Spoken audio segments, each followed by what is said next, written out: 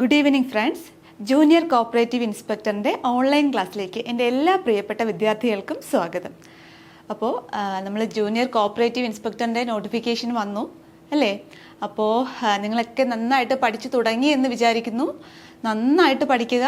Okay, അപ്പോൾ നമ്മൾ ഇന്നത്തെ ക്ലാസ്സിൽ ചർച്ച ചെയ്യാൻ പോകുന്ന ടോപ്പിക് ഏതാണെന്ന് വെച്ചാൽ പ്രധാനമന്ത്രി social security scheme through banks. അതായത് ഒരുപാട് സോഷ്യൽ സെക്യൂരിറ്റി സ്കീംസ് ഉണ്ടല്ലേടാ. നമുക്ക് നമ്മൾ ബാങ്കുകളിലൊക്കെ പോകുമ്പോൾ നമ്മൾ കാണാറുണ്ട്.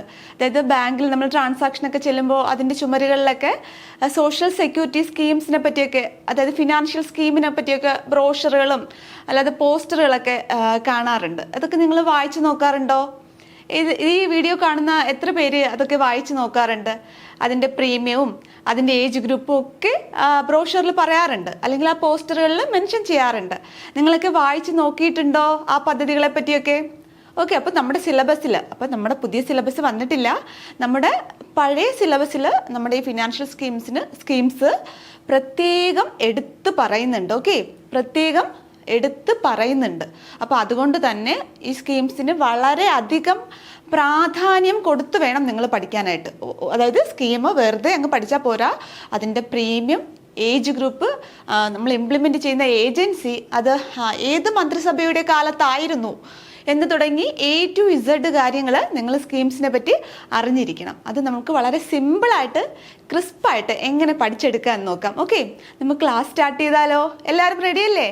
എല്ലാവരും റെഡിയാണോ? ഓക്കെ, നമുക്ക് ക്ലാസ് സ്റ്റാർട്ട് ചെയ്യാം. ഓക്കെ, നമുക്ക് ഫസ്റ്റ് തന്നെ നമുക്ക് സിലബസ് ഒന്ന് അനലൈസ് ചെയ്യാം. ഓക്കെ, അതായത് നമ്മുടെ ഇപ്പോൾ ഒരു കേരള ഖാദി ആൻഡ് വില്ലേജ് ഇൻഡസ്ട്രീസിൽ 2020 ഒരു എക്സാം നടന്നിട്ടുണ്ടായിരുന്നു.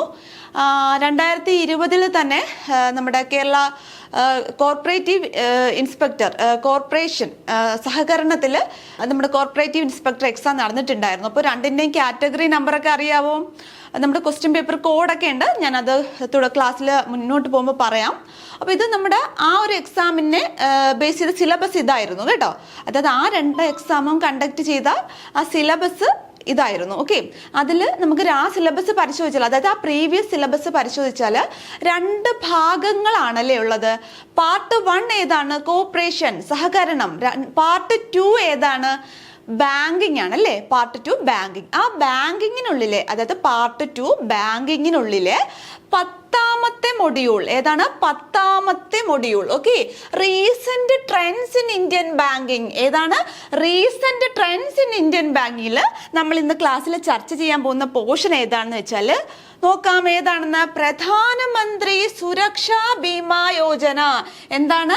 പ്രധാനമന്ത്രി സുരക്ഷാ ബീമാ യോജന. ഓക്കെ, ഇതിന്റെ ഷോർട്ട് ഫോം നിങ്ങൾ ഓർത്ത് വെക്കണം. സ്കീം പഠിക്കുമ്പോൾ വളരെ ഇമ്പോർട്ടൻ്റ് ആയിട്ട് ഓർത്ത് വെക്കേണ്ടത് അതിൻ്റെ ആക്രോണിം ആണ്. അതുകൊണ്ട് ഈ ആക്രോണിമും ഓർത്ത് വെക്കൂ. PMSBY. PMSBY എന്താണ്? പ്രധാനമന്ത്രി സുരക്ഷാ ബീമാ യോജന.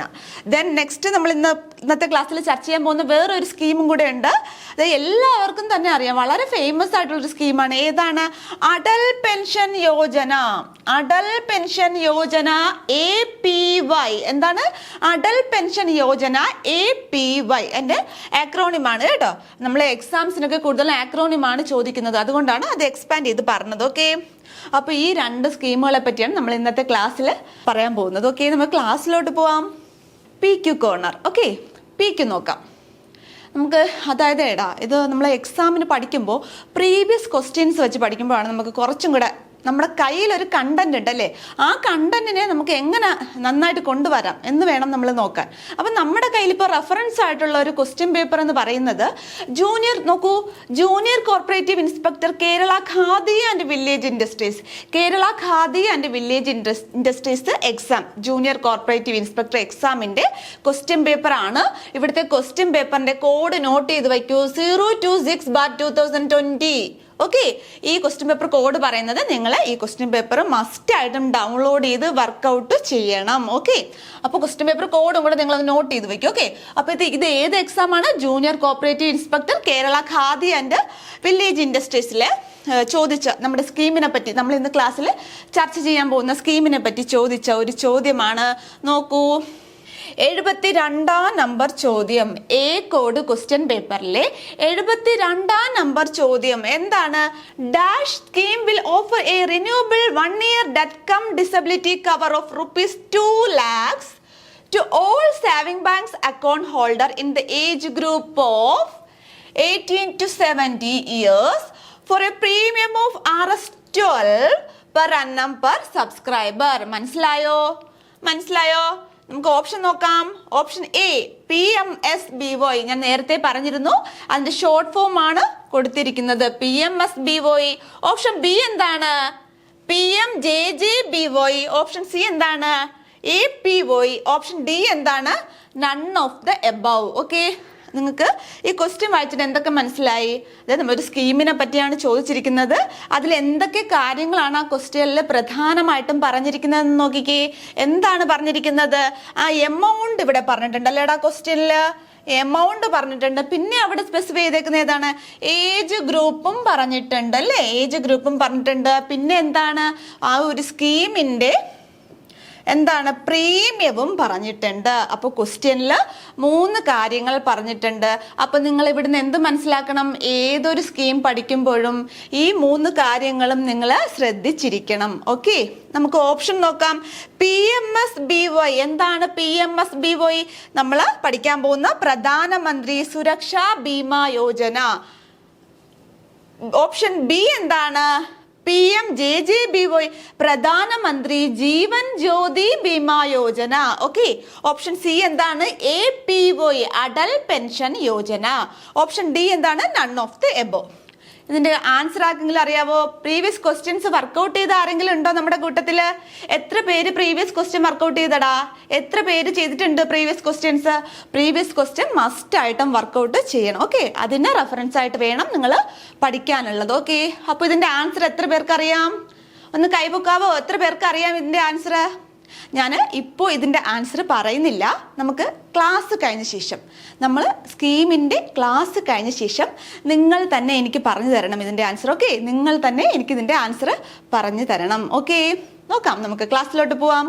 ഓക്കെ, നമ്മുടെ ഫസ്റ്റ് സ്കീം ഏതാണ്? പ്രധാനമന്ത്രി സുരക്ഷാ ബീമാ യോജന.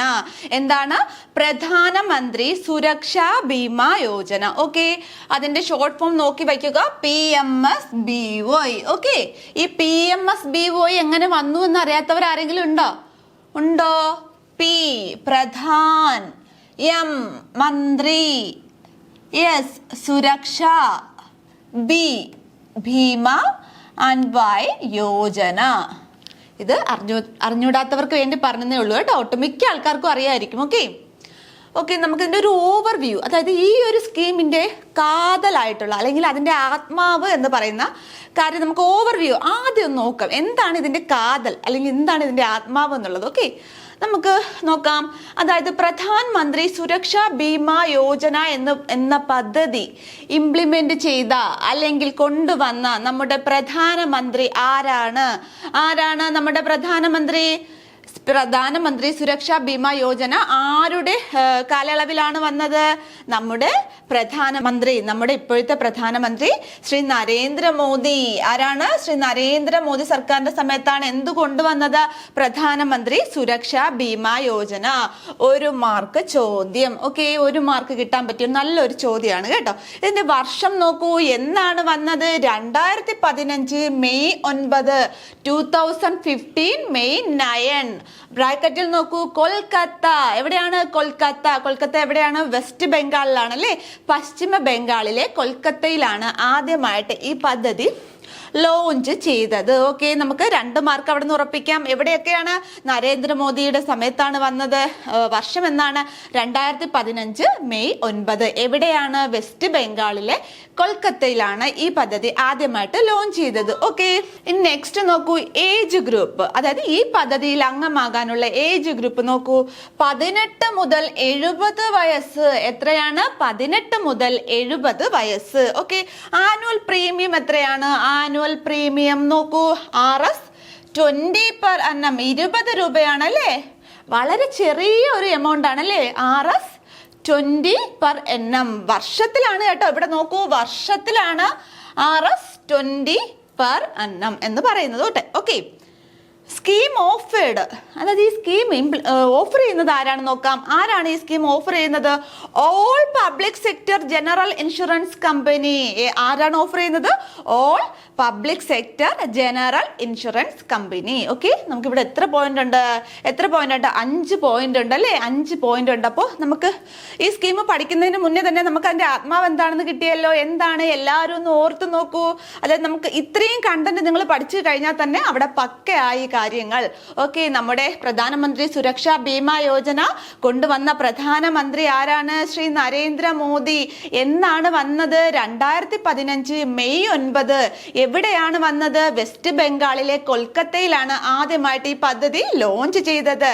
ഇതിൽ അംഗമാകാനുള്ള പ്രായപരിധി എത്ര മുതൽ എത്ര വരെ? എത്രയാണ്? 18 മുതൽ 70 വയസ്സ് വരെ. എത്രയാണ്? 18 മുതൽ 70 വയസ്സ് വരെ. ഇനി ഇതിൽ അടയ്ക്കാനുള്ള പ്രീമിയം എമൗണ്ട് എത്രയാണ്? ഒന്ന് ഓർത്ത് നോക്കൂ, പറയൂ എല്ലാവരും. എത്രയാണ് പ്രീമിയം എമൗണ്ട്?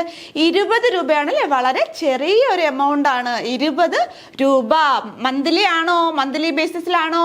അല്ല, വർഷത്തിൽ 20 രൂപയാണ് ഈ പദ്ധതിയുടെ പ്രീമിയം എമൗണ്ട് എന്ന് പറയുന്നത്. ഓക്കെ, ദെൻ ഈ ഒരു സ്കീം ഓഫർ ചെയ്യുന്നത് ആരാണ്? All public sector general insurance company. Okay, നമ്മുടെ സ്കീമിൻ്റെ ഒരു 40% നമ്മൾ ഈ ചെറിയ ഒരു ഷോർട്ട് നോട്ട്സിലൂടെ പഠിച്ചു കഴിഞ്ഞു. ഓക്കെ, ഇനി നമുക്ക് എന്താണ് ആ ഇൻട്രൊഡക്ഷൻ നോക്കാം. ഓക്കെ, പിന്നെ നിങ്ങൾ ഈ ഒരു സ്കീം, അതായത് ഒരുപാട് സ്കീം നമ്മൾ പഠിക്കാനുണ്ട്. അപ്പോൾ സ്കീം പഠിക്കുമ്പോൾ എല്ലാം കൂടെ അങ്ങോട്ടും ഇങ്ങോട്ടും കൂടെ കൺഫ്യൂഷൻ ആവാറുണ്ട്. ഓക്കെ, അപ്പോൾ അതുകൊണ്ട് തന്നെ വളരെ വ്യക്തമായിട്ട് ഓരോ പോയിന്റും അണ്ടർലൈൻ ചെയ്ത് തന്നെ പഠിക്കാൻ ശ്രമിക്കണം. ഓക്കെ, നോക്കാം. Pradhan Mantri Suraksha Bima Yojana is a flagship accidental insurance scheme of central government to provide accidental insurance cover to all citizens of India. അപ്പോൾ ഇവിടുത്തെ പ്രധാന പോയിന്റ് എന്താണ്? പ്രധാനമന്ത്രി സുരക്ഷാ ബീമാ യോജന എന്നത് എന്ത് പദ്ധതിയാണ്? ആക്സിഡന്റൽ ഇൻഷുറൻസ് ആണ് കേട്ടോ. ഇവിടുത്തെ പ്രധാന പോയിന്റ് ഏതാണ്? ആക്സിഡന്റൽ ഇൻഷുറൻസ് സ്കീമാണ്. ഓക്കെ, പ്രധാന പോയിന്റ് ആണിത്. ഓർത്തു വയ്ക്കൂ, ഇതൊരു അപകട ഇൻഷുറൻസ് പദ്ധതിയാണ്. ഗവൺമെന്റ് ഓഫ് ഇന്ത്യയുടെ ഏറ്റവും മികച്ച അപകട ഇൻഷുറൻസ് പദ്ധതിയാണ് എന്ത്? പ്രധാനമന്ത്രി സുരക്ഷാ ബീമാ യോജന. മറക്കരുത്, വളരെ വളരെ ഇമ്പോർട്ടൻ്റ് ആണ്. ഓക്കെ, ഈ ആക്സിഡന്റൽ ഇൻഷുറൻസ് എന്നുള്ളത് വളരെ ഇമ്പോർട്ടൻ്റ് ആണ്. ഓക്കെ, അപ്പോൾ നമുക്ക് ഈ സ്കീം ഒരു ആക്സിഡന്റൽ ഇൻഷുറൻസ് പദ്ധതിയാണെന്ന് ഇപ്പോൾ നമുക്ക് ഓർത്ത് വയ്ക്കാൻ പറ്റും. പക്ഷേ കുറച്ച് കഴിയുമ്പോൾ നമുക്ക് ഇതെല്ലാം കൂടെ പഠിച്ചു കഴിയുമ്പോൾ, കുറച്ചധികം സ്കീംസുകളും കൂടെ പഠിച്ചു കഴിയുമ്പോൾ നിങ്ങൾക്ക് ഡൗട്ട് വരാൻ ചാൻസ് ഉണ്ട്. അപ്പോൾ അതുകൊണ്ട് ഇത് എങ്ങനെ ഓർത്ത് വയ്ക്കാം? ഇതൊരു ആക്സിഡന്റൽ ഇൻഷുറൻസ് പദ്ധതിയാണെന്ന്. അതായത് ഈ ഒരു സ്കീമിൻ്റെ പേരിൽ തന്നെ പ്രധാനമന്ത്രി സുരക്ഷ എന്നുണ്ടല്ലേ? സുരക്ഷ ഉണ്ടല്ലേ? അപ്പം നമ്മൾ എപ്പോഴും ഈ സുരക്ഷ ചേർത്ത് പറയുന്നത് ഏതിലാണ്? നമ്മൾ റോഡ് സുരക്ഷ എന്ന് പറയാറുണ്ടല്ലേ? അല്ലെങ്കിൽ റോഡ് സുരക്ഷാ വാരാചരണം എന്നൊക്കെ പറയാറുണ്ട് അല്ലേ? അപ്പോൾ സുരക്ഷ നമ്മൾ കൂടുതലും കണക്ട് ചെയ്യുന്ന റോഡ് സുരക്ഷയായിട്ടാണ്. ഓക്കെ, അപ്പോൾ അങ്ങനെയല്ല, നിങ്ങൾക്ക് ജസ്റ്റ് ഒന്ന് കിട്ടാൻ വേണ്ടി പറയുന്നതാണ് കേട്ടോ. അപ്പോൾ എങ്ങനെ ഓർത്ത് വയ്ക്കാം? റോഡ് സുരക്ഷയുമായിട്ട് ബന്ധപ്പെടുത്തി നമുക്കിതെങ്ങനെ ഓർത്ത് വയ്ക്കാം? ഇതൊരു ആക്സിഡന്റൽ ഇൻഷുറൻസ് സ്കീം ആണെന്ന് ഓർത്ത് വയ്ക്കൂ. ഇത് എടുത്തെടുത്ത് പറയുന്നത് എന്താണെന്ന് വെച്ചാൽ ഈ ആക്സിഡന്റൽ ഇൻഷുറൻസ് സ്കീം എന്നുള്ളതാണ് ഇവിടുത്തെ പ്രധാന പോയിന്റ്. ഇത് എന്ത് പദ്ധതിയാണ്, അല്ലെങ്കിൽ ഇത് ഫോക്കസ് ചെയ്യുന്നത് എന്തിനെയാണ് എന്ന് ചോദിക്കാൻ വളരെ ചാൻസ് ഉണ്ട്. അതുകൊണ്ട് തന്നെ പ്രധാനമന്ത്രി സുരക്ഷാ ബീമാ യോജന എന്നത് നിങ്ങൾ ആദ്യം പഠിക്കേണ്ടത് ഇതൊരു ആക്സിഡന്റൽ ഇൻഷുറൻസ് പദ്ധതി ആണ് എന്നുള്ളതാണ്. ഓക്കെ, നോക്കാം. ഇത് എന്ന് ലോഞ്ച് ചെയ്തു? നമ്മൾ ആദ്യത്തെ സ്ലൈഡിൽ പഠിച്ചു അല്ലേ? എന്നാണ് ലോഞ്ച് ചെയ്തതെന്ന് കമന്റ് ചെയ്യാവോ? എന്നാണ് ലോഞ്ച് ചെയ്തത്? ഓർക്കൂ എല്ലാവരും ഒന്ന് റിവൈസ് ചെയ്യൂ. നമ്മുടെ ഫസ്റ്റ് സ്ലൈഡിൽ പഠിച്ചു. എന്നാണ്? 2015 മെയ് 9. എന്നാണ്? 2015 മെയ് 9. പ്രധാനമന്ത്രി Suraksha Bima Yojana is an accident insurance scheme offering accidental death and disability. എന്താണ്?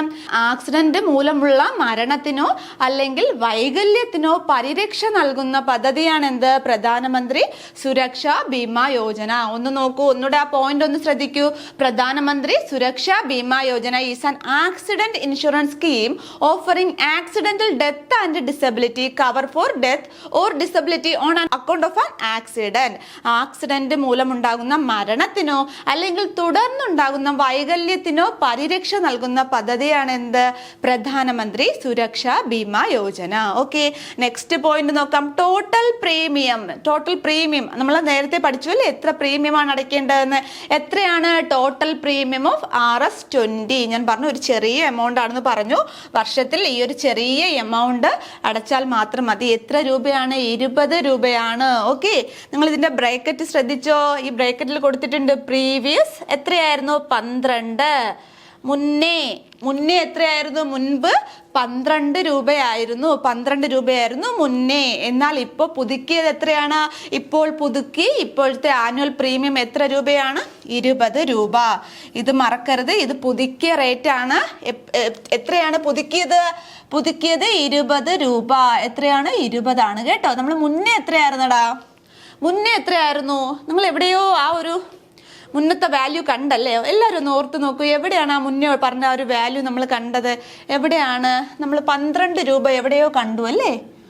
ഓർത്ത് നോക്കൂ കേട്ടോ. മുന്നേ എത്രയായിരുന്നു? മുൻപ് 12 രൂപയായിരുന്നു. ഓക്കെ, എന്നാൽ ഇപ്പോഴത്തെ പുതുക്കിയ തുക പ്രീമിയം എത്രയാണ്? 20 രൂപ. ടോട്ടൽ പ്രീമിയം 20 രൂപയാണ് പുതുക്കിയ നിരക്ക്. ഓക്കെ, നെക്സ്റ്റ് നോക്കാം. Who will offer or administer the scheme? ആരാണ് ഈ സ്കീം ഓഫർ ചെയ്യുന്നത്? അപ്പം നമ്മൾ സ്കീം എന്താണെന്ന് പഠിച്ചു, എന്തിനുള്ള സ്കീമാണെന്ന് പഠിച്ചു, വന്ന ഡേറ്റ് പഠിച്ചു അല്ലേ, അതിൻ്റെ പ്രീമിയം പഠിച്ചു. ഇനി ഈ സ്കീം ആരാണ് ഓഫർ ചെയ്യുന്നതെന്ന് പഠിക്കാം കേട്ടോ. അതായത് ഇപ്പം നിങ്ങൾ സ്കീം പഠിക്കുമ്പോൾ നിങ്ങൾ ശ്രദ്ധിക്കേണ്ടതെന്ന് വെച്ചാൽ, അതായത് നിങ്ങൾ ഈ സ്കീമിൽ അംഗമാകാൻ പോവുകയാണ്. ഓക്കെ എന്ന് വിചാരിച്ചോളൂ. നമുക്ക് ഈ സ്കീമിൽ അംഗമാകണം. അപ്പം നമ്മളൊരു ബാങ്കിനെ സമീപിക്കുവാണ് ഈ ഒരു സ്കീമിൽ അംഗമാകാൻ. അപ്പോൾ അവർക്കൊരു ബ്രോഷർ നമ്മളെ കയ്യിലെടുത്ത് തരും അല്ലേ, ഈ പദ്ധതിയെ പറ്റിയൊക്കെ. അപ്പം നമ്മൾ അതൊക്കെ വായിച്ചു നോക്കുന്നു. ആ ഒരു രീതിയിൽ വേണം നിങ്ങൾ ഈ സ്കീം പഠിക്കാനായിട്ട്. ഓക്കെ, അല്ലെങ്കിൽ എല്ലാം കൂടെ കൺഫ്യൂഷൻ ആവും. നമ്മൾ ഈ ഒരു സ്കീമിൻ്റെ വരിക്കാരൻ അല്ലെങ്കിൽ വരിക്കാരി ആകാൻ പോവുകയാണ് എന്ന് മനസ്സിൽ ഉറപ്പിച്ചുകൊണ്ട് ഈ സ്കീം പഠിക്കാൻ ശ്രമിക്കൂ. വളരെ എളുപ്പമായിട്ട് നിങ്ങൾക്ക് പഠിച്ചെടുക്കാൻ കഴിയും. ഓക്കെ, അപ്പം നോക്കാം. അതായത് നമ്മൾ സ്കീം വന്ന കാര്യങ്ങളൊക്കെ പറഞ്ഞു. ഇനി ആരാണ് ഈ സ്കീം ഓഫർ ചെയ്യുന്നതെന്ന് നോക്കാം. വളരെ ഇമ്പോർട്ടൻ്റ് ആണ് കേട്ടോ ഈ ഒരു പോർഷൻ. ആരാണ്? The scheme is offered or administrate through the public sector general insurance company. ആരാണ്? പബ്ലിക് സെക്ടർ, പൊതുമേഖലയിലുള്ള general insurance company and other general insurance company willing to offer the product with necessary approvals on similar terms in collaboration with participating bank. മനസ്സിലായോ എന്താണ് അവിടെ പറയുന്നത്? അതായത് public sector general insurance കമ്പനിയാണ് ഈ scheme offer ചെയ്യുന്നത് എന്ന് പറയുന്നുണ്ട് അല്ലേ. അപ്പോൾ ഈ സ്കീം ഓഫർ ചെയ്യുമ്പോൾ ആരുടെ പങ്കാളിത്തം അവിടെ ഉറപ്പാക്കുന്നുണ്ട്? ബാങ്കുകളുടെ പങ്കാളിത്തം അവിടെ ഉറപ്പാക്കുന്നുണ്ട് അല്ലേ. അപ്പോൾ ഇതെങ്ങനെയാണ്? ചില നിബന്ധനകളും കരാറിൻ്റെയും അടിസ്ഥാനത്തിലാണ് ഈ ബാങ്കുകളും ജനറൽ ഇൻഷുറൻസ് സ്ഥാപനങ്ങളുടെ തമ്മിൽ കൊളാബറേറ്റ് ചെയ്താണ് ഈ സ്കീം മുന്നോട്ട് കൊണ്ടുപോകുന്നത്. അവർക്ക് ഈ ബാങ്കിനും ഈ ജനറൽ ഇൻഷുറൻസ് കമ്പനിക്കും സമാനമായ ചില നിബന്ധനകളും ടേംസ് ആൻഡ് കണ്ടീഷൻസ് ഒക്കെ ഉണ്ട്. അത് ഇവർ തമ്മിൽ കൊളാബറേറ്റ് ചെയ്താണ് നമ്മൾ ഈ സ്കീം ഇംപ്ലിമെന്റ് ചെയ്യുന്നത്. ഈ സ്കീം നമുക്ക് എങ്ങനെ അംഗമാകാം? നമ്മൾ ഒരു ബാങ്കിൽ ചെന്നല്ലേ ഈ സ്കീമിൽ നമ്മൾ അംഗമാകുന്നത്. അപ്പോൾ ഏതെങ്കിലും ബാങ്ക് വഴിയായിരിക്കും. അതാണ് ഇവിടെ പറയുന്നത്. പാർട്ടിസിപ്പേറ്റിംഗ് ബാങ്ക് എന്ന് പറയുന്നുണ്ട് അല്ലേ, പാർട്ടിസിപ്പേറ്റിംഗ് ബാങ്ക്. ഓക്കെ, നെക്സ്റ്റ് നോക്കാം. Participating banks are free to engage any such general insurance company for implementing the scheme for their account holders or subscribers. അപ്പം ഞാൻ പറഞ്ഞു ഏതെങ്കിലും ബാങ്ക് മുഖേന ആയിരിക്കും നമ്മൾ ഈ സ്കീമിൽ വരിക്കാരാകുന്നത് എന്ന് പറഞ്ഞു അല്ലേ. അപ്പോൾ ഈ വരിക്കാരാകുമ്പോൾ, അതായത് ഈ ബാങ്കിലെ സബ്സ്ക്രൈബേഴ്സിന്, അതായത് ബാങ്കിലെ വരിക്കാർക്ക് നല്ല രീതിയിൽ ഈ സ്കീം ഇംപ്ലിമെന്റ് ചെയ്യാൻ വേണ്ടി നമ്മുടെ ബാങ്കിന്, ഈ ബാങ്കുകാർക്ക് ഈ ജനറൽ ഇൻഷുറൻസ് കമ്പനിയുമായിട്ട് എന്ത് ചെയ്യാം? ഇടപെടാനുള്ള സ്വാതന്ത്ര്യം അനുവദിച്ചിട്ടുണ്ട് കേട്ടോ. അവർക്ക് ഫ്രീ ടു എൻഗേജ് ആണ്. അതായത് ജനറൽ ഇൻഷുറൻസ് കമ്പനിയും ഈ ബാങ്കുമായിട്ടുള്ള ഒരു കരാർ, അതായത് അവർക്ക് ഫ്രീ ആയിട്ട് ഈ ജനറൽ ഇൻഷുറൻസ് കമ്പനിയായിട്ട് ടൈപ്പ് ചെയ്യാനുള്ള ഒരു സ്വാതന്ത്ര്യം നമ്മുടെ ഈ ബാങ്കുകാർക്ക് കൊടുത്തിട്ടുണ്ട്. എന്തിനു വേണ്ടിയാണ്? നമ്മുടെ ബാങ്കിലെ സബ്സ്ക്രൈബേഴ്സിന് ഈ ഒരു സ്കീം നല്ല രീതിയിൽ കൊടുക്കാൻ വേണ്ടി. ഓക്കെ, അതാണ് ഈ പോയിന്റിൽ പറയുന്നത്. Participating banks are free to engage any such general insurance company for implementing the scheme for their account holders or subscribers. അതാണ് ഈ ഒരു പോയിന്റിലൂടെ പറയുന്നത് കേട്ടോ. അതായത് ബാങ്ക് ബാങ്കിന് ജനറൽ ഇൻഷുറൻസ് കമ്പനിയുമായിട്ട് ടൈപ്പ് ചെയ്യാനുള്ള അല്ലെങ്കിൽ അവരുമായിട്ട് ഒരുമിച്ച് പോകാനുള്ള സ്വാതന്ത്ര്യം അനുവദിച്ചിട്ടുണ്ട്. ഓക്കെ, ആ പോയിന്റ് മനസ്സിലായോ? നെക്സ്റ്റ് നോക്കാം. അപ്പൊ ഇവിടെ നിന്ന് നമുക്ക് ഒരു പോയിന്റ് കിട്ടിയല്ലേ. ഇവിടുത്തെ പ്രധാന പോയിന്റ് ഏതാണ്? നമ്മൾ ഈ സ്കീം ഓഫർ ചെയ്യുന്നത് ആരാണ് എന്നുള്ളതാണ് ഇവിടുത്തെ പ്രധാന പോയിന്റ്. ആരാണ്? Public sector general insurance company and other general insurance company. Who will offer or administer the scheme? ആരാണ്? ഒന്ന് ഓർത്ത് നോക്കൂ. Public sector general insurance company and other general insurance കമ്പനിയാണ് ഈ സ്കീം ഓഫർ ചെയ്യുന്നത്. മനസ്സിലായോടാ? എല്ലാവർക്കും മനസ്സിലായോ? കൺഫ്യൂഷൻ ഉണ്ടോ? ആർക്കെങ്കിലും കൺഫ്യൂഷൻ ഉണ്ടോ? ഓക്കെ, നമുക്ക് നെക്സ്റ്റ് നോക്കാം. ഓക്കെ, നമുക്കിനി ഇതിന്റെ എലിജിബിലിറ്റി എന്തൊക്കെയാണ് ഇതിന്റെ എലിജിബിലിറ്റി ക്രൈറ്റീരിയാസ് എന്ന് നോക്കാം. Okay, all individuals bank post office account holder in the age group. ഇവിടെ ഏജ് ഗ്രൂപ്പ് പറയുന്നുണ്ട്. നോക്കൂ, 18 മുതൽ 70 വയസ്സ്. എത്രയാണ് ഏജ് ഗ്രൂപ്പ്? പ്രധാനമന്ത്രി സുരക്ഷാ ബീമാ യോജനയുടെ ഏജ് ഗ്രൂപ്പ് പറയുന്നുണ്ട്. എത്രയാണ്? 18 മുതൽ 70 വയസ്സ് വരെ. In participating bank or post office will be entitled to join. എങ്ങനെയാണ് ഇതിൽ ജോയിൻ ചെയ്യുന്നതിന്റെ എലിജിബിലിറ്റി എന്താണ്? ഓൾ ഇൻഡിവിജ്വൽ ബാങ്ക് അക്കൗണ്ട് അല്ലെങ്കിൽ post office savings bank account ഉള്ളവർക്ക് അവരുടെ ഏജ് ഗ്രൂപ്പ് എത്രയാണ് പറയുന്നത്? 18 മുതൽ 70 വയസ്സ് വരെ പ്രായമായവർക്ക് ഈ സ്കീമിൽ ജോയിൻ ചെയ്യാവുന്നതാണ്. Okay, in case of multiple bank or post office account held by an individual in one or different bank or post office, the person would be eligible to join the scheme through one bank or post office account only. എന്താണെന്ന് മനസ്സിലായോ? അതായത് നമ്മൾ പറയുന്നുണ്ട്, ഈ ഒരു പദ്ധതിയിൽ അംഗമാകണമെങ്കിൽ ഒന്നുകിൽ ഒരു സേവിങ്സ് ബാങ്ക് അക്കൗണ്ട് ഉണ്ടായിരിക്കണം, അല്ലെങ്കിൽ ഒരു post office savings bank account ഉണ്ടായിരിക്കണം. അവരുടെ പ്രായം എത്രയാണെന്ന് പറയുന്നുണ്ട്? 18 മുതൽ 70 വയസ്സ് വരെ.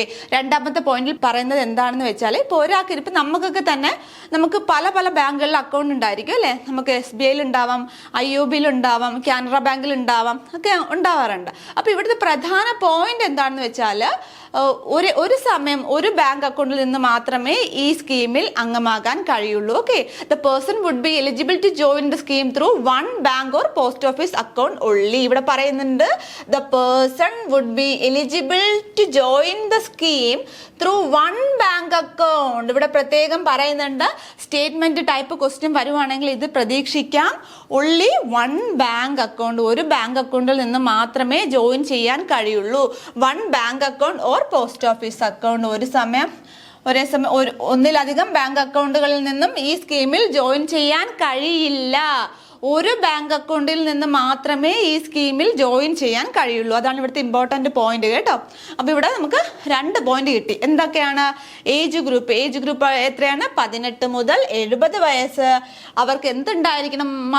ആണ് കേട്ടോ, സേവിങ്സ് ബാങ്ക് അക്കൗണ്ട് ഉണ്ടായിരിക്കണം. ആ സേവിങ്സ് ബാങ്ക് അക്കൗണ്ട് ഒന്നിലധികം സേവിങ്സ് ബാങ്ക് അക്കൗണ്ട് ഉള്ള ആളാണെങ്കിൽ എല്ലാ ബാങ്ക് അക്കൗണ്ടിൽ നിന്നും ഈ സ്കീമിൽ അംഗമാകാൻ കഴിയില്ല. ഏതെങ്കിലും ഒരു ബാങ്ക് അക്കൗണ്ടിൽ നിന്ന് മാത്രമേ ഈ സ്കീമിൽ അംഗമാകാൻ കഴിയുകയുള്ളൂ. പിന്നെ എന്താണ് പറയുന്നത്? Aadhaar would be the primary KYC. KYC എന്താണ്? നമ്മൾ ബാങ്കിന്റെ ഒക്കെ ബ്രോഷർ കാണുമ്പോൾ അതിൽ എപ്പോഴും ഒരു അക്രോണിം ആണല്ലേ ഈ KYC എന്ന്. എടാ കമന്റ് ചെയ്ത് KYC എന്താണ്? KYC എന്ന് വെച്ചാൽ ഒന്ന് കമന്റ് ചെയ്യാവോ? KYC എന്ന് പറഞ്ഞാൽ നോ യുവർ കസ്റ്റമർ. എന്താണ്? നോ യുവർ കസ്റ്റമർ എന്നതാണ് KYC ഉദ്ദേശിക്കുന്നത്. Aadhaar would be the primary KYC for the bank or post office account. അപ്പൊ ഇവിടുത്തെ പ്രധാന എവിഡൻസ് അല്ലെങ്കിൽ നമ്മൾ ഹാജരാക്കേണ്ട രേഖ, ഈ ഒരു പദ്ധതിക്ക് വേണ്ടി നമ്മൾ ഹാജരാക്കേണ്ട രേഖ എന്നുള്ളത് ഏതാണെടാ? ആധാർ ആണല്ലേ. ആധാറാണ് ഇപ്പൊ നമ്മൾ എവിടെ പോയാലും നമ്മൾ പ്രധാനമായിട്ടും നമ്മുടെ ഐഡന്റിറ്റി ആയിട്ട് നമ്മൾ കാണിച്ചു കൊടുക്കുന്ന ഒരു കാർഡാണ് ഏത്? ആധാർ കാർഡ് അല്ലേ. അപ്പോൾ പ്രധാനമന്ത്രി സുരക്ഷാ ബീമാ യോജന പദ്ധതിയിൽ അംഗമാകണമെങ്കിൽ നമ്മൾ കൊടുക്കേണ്ട ID പ്രൂഫ് ഏതാണ്? ആധാർ ആണ്. ഏതാണ്? ആധാർ ആണ് കേട്ടോ. നെക്സ്റ്റ് പോയിന്റ് നോക്കാം. The aspirant will have to sign a consent letter for the auto debit of policy premium. എന്താണെന്ന് മനസ്സിലായോ? ഒരു കൺസെന്റ് ലെറ്റർ നമ്മൾ വരിക്കാര് സൈൻ ചെയ്ത് കൊടുക്കണം എന്നാണ് പറയുന്നത് ഓട്ടോ ഡെബിറ്റിന് വേണ്ടി. അപ്പോൾ ഇത് നിങ്ങൾക്ക് ഒരു ചെറിയ ഡൗട്ട് വരുന്നുണ്ടല്ലേ, ഈ പ്രീമിയം നമ്മൾ എങ്ങനെയാണ് അടയ്ക്കുന്നത് എന്ന്. നമ്മൾ ഈ ബാങ്കിലൊക്കെ പോകുമ്പോൾ ഈ ബാങ്കുകാർ തന്നെ പല സ്കീമുകളിലും പിടിച്ച് ചേർക്കാറുണ്ടല്ലേ. അങ്ങനെ അനുഭവമുള്ളവരുണ്ടോ? ആർക്കെങ്കിലുമൊക്കെ അനുഭവം ഉണ്ടോ? എനിക്കുണ്ട് കേട്ടോ, എനിക്കുണ്ട്. എന്നെ പിടിച്ച് 2-3 സ്കീമിലൊക്കെ ചേർത്തിട്ടുണ്ട്. അത് അവർ പറയുന്നത് എന്ന് വെച്ചാൽ ഇത് വലിയ എമൗണ്ട് ഒന്നും ആവില്ല, ചെറിയ പ്രീമിയം ആണ്, നിങ്ങൾ അക്കൗണ്ടിൽ നിന്ന് ഓട്ടോ ഡെബിറ്റായി പോയിക്കോളും, നിങ്ങൾ അത് വന്ന് അടയ്ക്കേണ്ട ആവശ്യമൊന്നുമില്ല എന്നൊക്കെ പറഞ്ഞിട്ടുണ്ട് എന്നോട്. അപ്പോൾ നിങ്ങൾക്കും ആ അനുഭവങ്ങൾ ഉണ്ടായിരിക്കാം. ഓക്കെ, അപ്പോൾ ഇവിടെ പറയുന്നത് ഓട്ടോ ഡെബിറ്റ്, അതായത് നമ്മൾ ചെയ്യേണ്ട ആവശ്യമില്ല, ഇത് ഓട്ടോമാറ്റിക്കലി ഡെബിറ്റ് ചെയ്ത് നമ്മുടെ അക്കൗണ്ടിൽ നിന്നും ഡെബിറ്റ് ചെയ്ത് പോയിക്കോളും ഈ 20 രൂപ എന്ന് പറയുന്നത്. പക്ഷേ ഈ ഓട്ടോ ഡെബിറ്റ് ചെയ്യണമെങ്കിൽ നമ്മളൊരു കൺസേൺ ലെറ്റർ സൈൻ ചെയ്ത് കൊടുക്കണം. ഓക്കെ, നമ്മളൊരു കൺസേൺ ലെറ്റർ സൈൻ ചെയ്ത് കൊടുത്തിരിക്കണം. അതാണ് ആ പോയിന്റിൽ പറയുന്നത്. The aspirant will have to sign a consent letter for the auto debit. Auto debit ചെയ്യണമെങ്കിൽ നമ്മുടെ സമ്മതം ആവശ്യമാണല്ലോ, അല്ലാതെ കഴിയില്ലല്ലോ. അപ്പോൾ ഓട്ടോ ഡെബിറ്റിന് വേണ്ടി നമ്മളൊരു കൺസേൺ ലെറ്റർ സൈൻ ചെയ്ത് കൊടുക്കണം. നമ്മുടെ അക്കൗണ്ടിൽ നിന്നും വർഷത്തിൽ ഈ 20 രൂപ ഓട്ടോ ഡെബിറ്റായി പോയിക്കോട്ടെ എന്ന് പോകുന്നതിന് എനിക്ക് സമ്മതമാണ് എന്നുള്ളൊരു കൺസേൺ ലെറ്റർ നമ്മൾ എഴുതി കൊടുത്തിരിക്കണം. അതാണ് ആ പോയിന്റിൽ പറയുന്നത് കേട്ടോ. നിങ്ങൾക്ക് സിലബസിൽ ഇതിൻ്റെ റൂൾസ് ഒക്കെ വളരെ വ്യക്തമായിട്ട് എടുത്ത് പറഞ്ഞിട്ടുണ്ട് കേട്ടോ, റൂൾസ് എന്ന്. അപ്പോൾ അതുകൊണ്ട് തന്നെ ഈ റൂൾസ്, ഇതിൽ പ്രധാന റൂൾസുകൾ നിങ്ങൾ നോട്ട് ചെയ്ത് പഠിക്കൂ. അപ്പോൾ നമ്മൾ ഈ സ്ലൈഡിൽ ഇപ്പോൾ തന്നെ പഠിച്ച് പോകണം കേട്ടോ. ഇപ്പോൾ തന്നെ നിങ്ങൾ ഈ ക്ലാസ്സിൽ ഇരുന്നു കൊണ്ട് തന്നെ നിങ്ങൾ പഠിച്ചു പോകണം. വയസ്സ് ഓർത്ത് നോക്കൂ. വയസ്സ് എത്രയാണ്? പ്രധാനമന്ത്രി സുരക്ഷാ ബീമാ യോജനയുടെ വയസ്സ് നോക്കൂ, 18 മുതൽ 70 വയസ്സ് വരെ. എത്രയാണ്? 18 മുതൽ 70 വയസ്സ് വരെ. ഇവർക്ക് ഒരു ആക്റ്റീവ് സേവിങ്സ് ബാങ്ക് അക്കൗണ്ട് ഉണ്ടായിരിക്കണം. എവിടെ? ബാങ്കിലാണോ? ബാങ്കിലാണ്. കൂടാതെ എവിടെയും ആകാം, പോസ്റ്റ് ഓഫീസ് സേവിങ്സ് ബാങ്ക് അക്കൗണ്ടും ആകാം. ബാങ്ക് മാത്രമല്ല, പോസ്റ്റ് ഓഫീസ് സേവിങ്സ് ബാങ്ക് അക്കൗണ്ടും ആകാം. ഒരേ സമയം ഒരു ബാങ്ക് അക്കൗണ്ടിൽ നിന്ന് മാത്രമേ ഈ പദ്ധതിയിൽ അംഗമാകാൻ കഴിയൂ. ഇവിടുത്തെ പ്രധാന പോയിന്റ് ഇതാണ്. ഒരു സമയം അല്ലെങ്കിൽ ഒരുപാട് ബാങ്ക് അക്കൗണ്ട് ഉണ്ടെങ്കിൽ എല്ലാ ബാങ്ക് അക്കൗണ്ടിൽ നിന്നും ഈ സ്കീമിൽ അംഗമാകാൻ കഴിയില്ല. ഒരു സമയം ഒരു ബാങ്ക് അക്കൗണ്ടിൽ നിന്ന് മാത്രമേ ഈ സ്കീമിൽ അംഗമാകാൻ കഴിയൂ. ഓക്കെ, പിന്നെന്താണ് പറയുന്നത്? നമ്മുടെ പ്രീമിയം എത്ര രൂപയാണ്? ഓർത്ത് നോക്കൂ. എത്ര രൂപയാണ്? കമന്റ് ചെയ്യൂ. എത്ര രൂപയാണ്? 20 രൂപയാണ് അല്ലേ?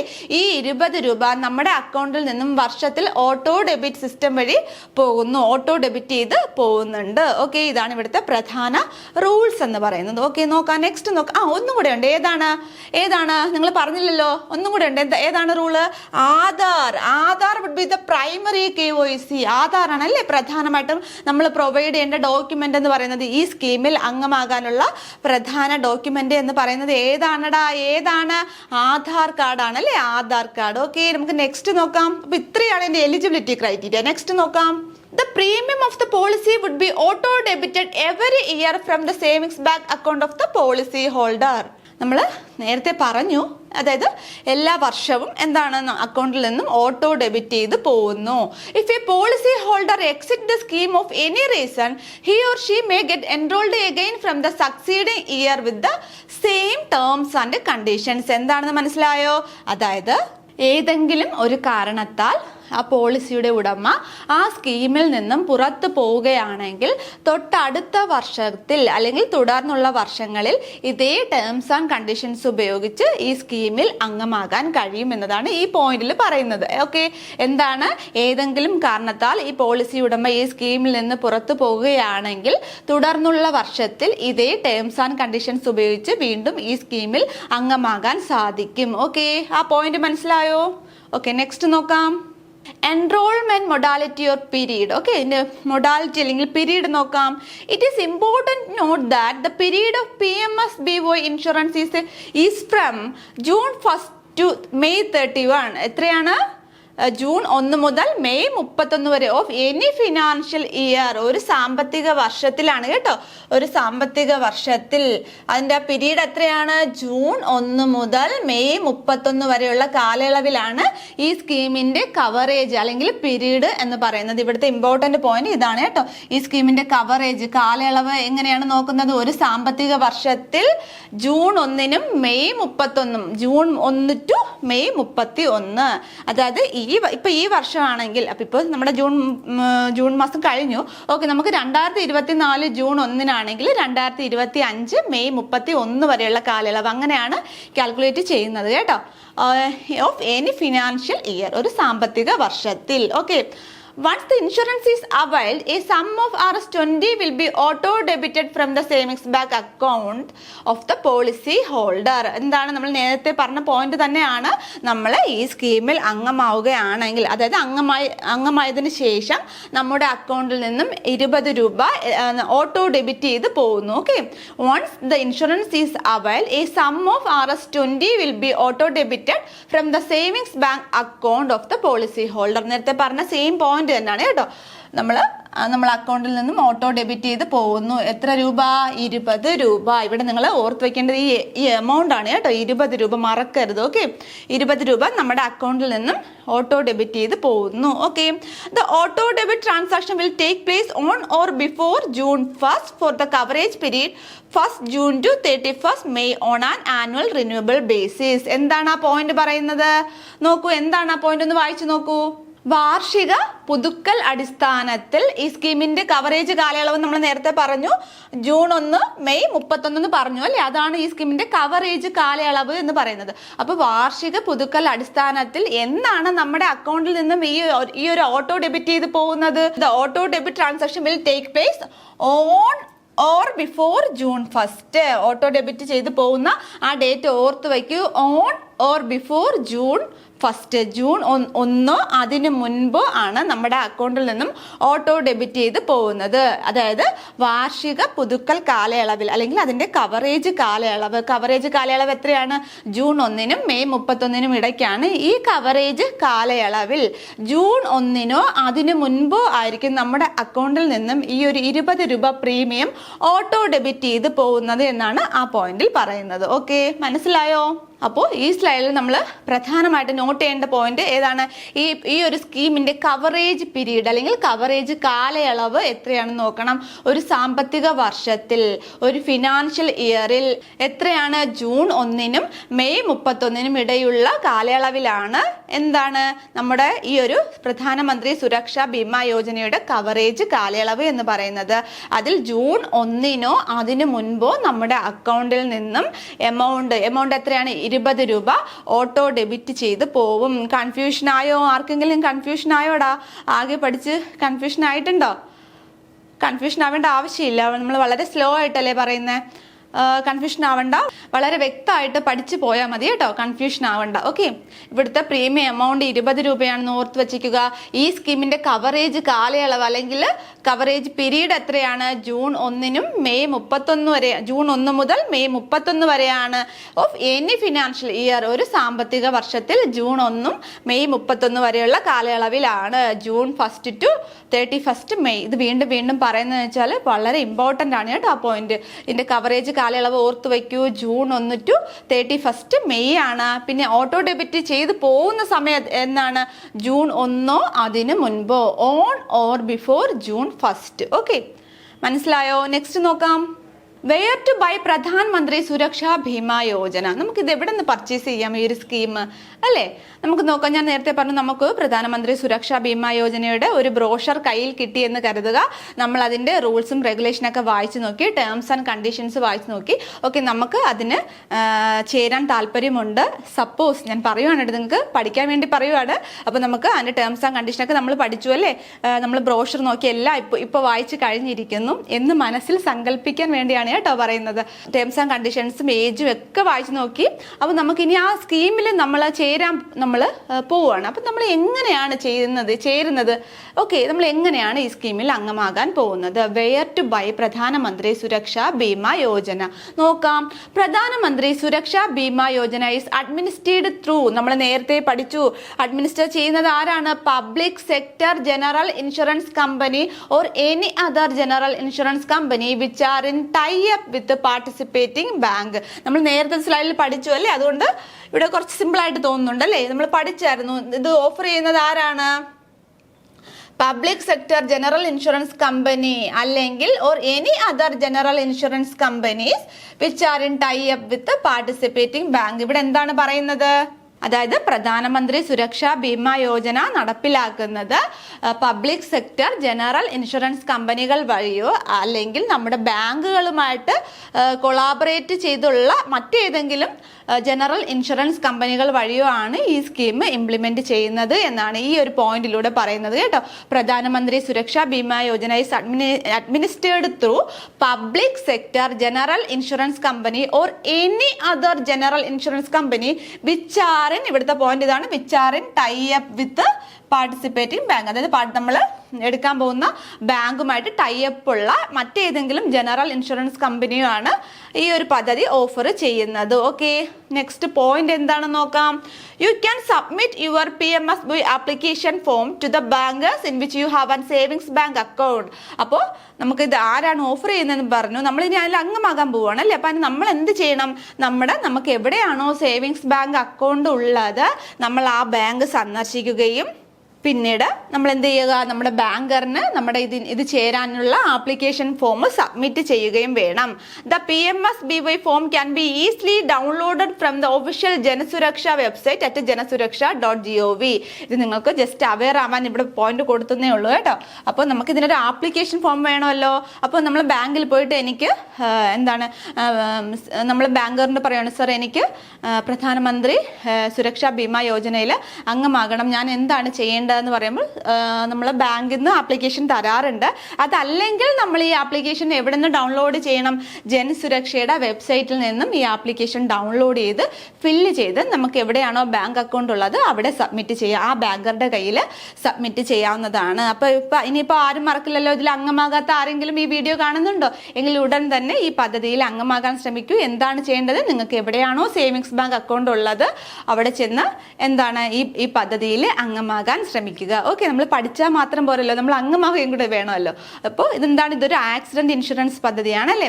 അപ്പോൾ ഇതിന്റെ ഫോം നമുക്ക് ജനസുരക്ഷ വെബ്സൈറ്റ് വഴി നമുക്ക് ഡൗൺലോഡ് ചെയ്യാൻ പറ്റും, അല്ലെങ്കിൽ നമുക്ക് നേരിട്ട് ബാങ്ക് വഴിയും കിട്ടാറുണ്ട്. ഓക്കെ, നോക്കാം, നെക്സ്റ്റ് നോക്കാം, നമുക്ക് ഇതിന്റെ ബെനിഫിറ്റ്സ് നോക്കാം. ഓക്കെ, അപ്പോൾ ഇത്രയും നേരം നമ്മൾ പഠിച്ചു, നമ്മൾ അംഗമാകാൻ വേണ്ടി നമ്മൾ ഫോമൊക്കെ ബാങ്കിൽ കൊടുത്തു കഴിഞ്ഞു അല്ലേ. അപ്പോൾ ബാങ്കുകാർ നമ്മൾ ഇതിൻ്റെ കുറച്ച് ബെനിഫിറ്റ്സ് നമ്മൾ ഇങ്ങോട്ട് പറഞ്ഞ് മനസ്സിലാക്കും. ഇപ്പോൾ നമ്മൾ ഏതെങ്കിലും ഒരു സ്കീമിൽ അംഗമാകുമ്പോൾ നമ്മൾ ബാങ്കുകാരോട് ചോദിക്കാറുണ്ട് അല്ലേ, എന്താണ് സർ ഇതിൻ്റെ ബെനിഫിറ്റ്സ് എന്താണ് സർ, ഞാൻ ഈ ഒരു സ്കീമിൽ ചേർന്നാൽ എനിക്ക് എന്താണ് സർ ഗുണം എന്ന് നമ്മൾ ചോദിക്കാറുണ്ട്. ഓക്കെ, അപ്പോൾ നമുക്ക് ബെനിഫിറ്റ്സ് ചോദിക്കാം. നമ്മൾ ബാങ്കുകാരനോട് ചോദിക്കുവാണ്, സർ എന്താണ് ഇതിൻ്റെ ബെനിഫിറ്റ്സ് എന്ന് ചോദിക്കുവാണ്. ഓക്കെ, എന്താണ് ബെനിഫിറ്റ്സ് നോക്കൂ. ഡെത്ത് കേട്ടോ, മരണം. ഈ ഒരു പദ്ധതിയിൽ ചേർന്നതിന് ശേഷം മരണം സംഭവിച്ചാൽ മരണം സംഭവിച്ചാൽ നമുക്ക് എത്ര രൂപ ലഭിക്കും എന്നാണ് പറയുന്നത്. നോക്കൂ, 2 lakh 2 ലക്ഷം. എത്രയാണ്? 2 ലക്ഷം രൂപ മരണം സംഭവിച്ചാൽ ലഭിക്കും. വളരെ ഇമ്പോർട്ടൻ്റ് ആണ് കേട്ടോ. മരണം ഈ ഒരു സ്കീമിൽ ചേർന്നതിന് ശേഷം മരണം സംഭവിച്ചാൽ കിട്ടുന്നത് എത്രയാണ്? മരണം എങ്ങനെ സംഭവിക്കണം? ആക്സിഡന്റൽ ഡെത്ത് ആയിരിക്കണം കേട്ടോ. അതും കൂടെ നിങ്ങൾ ഓർത്ത് വയ്ക്കൂ.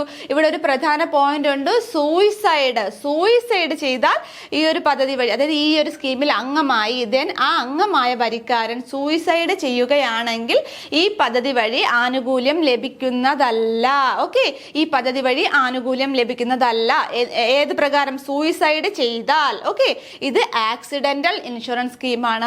ആക്സിഡന്റ് പറ്റി മരണം സംഭവിച്ചാൽ ആണ് 2 ലക്ഷം രൂപ കിട്ടുന്നത്. ഓക്കെ, ചിലപ്പോൾ എക്സാമിനൊക്കെ കൺഫ്യൂഷൻ ഫാക്റ്റായിട്ട് ഇത് ചോദിച്ചാൽ നിങ്ങൾ തെറ്റെഴുതരുത്. സൂയിസൈഡിന് ഇത് പ്രകാരം ബെനിഫിറ്റ് കിട്ടില്ല കേട്ടോ. ആത്മഹത്യക്ക് ഇത് പ്രകാരം ബെനിഫിറ്റ് കിട്ടില്ല. ഇത് ആക്സിഡന്റൽ ഡെത്തിനാണ് കിട്ടുന്നത്. എത്ര രൂപയാണ്? 2 ലക്ഷം. എത്ര രൂപയാണടാ? 2 ലക്ഷം. ഓക്കെ, നെക്സ്റ്റ് നോക്കാം.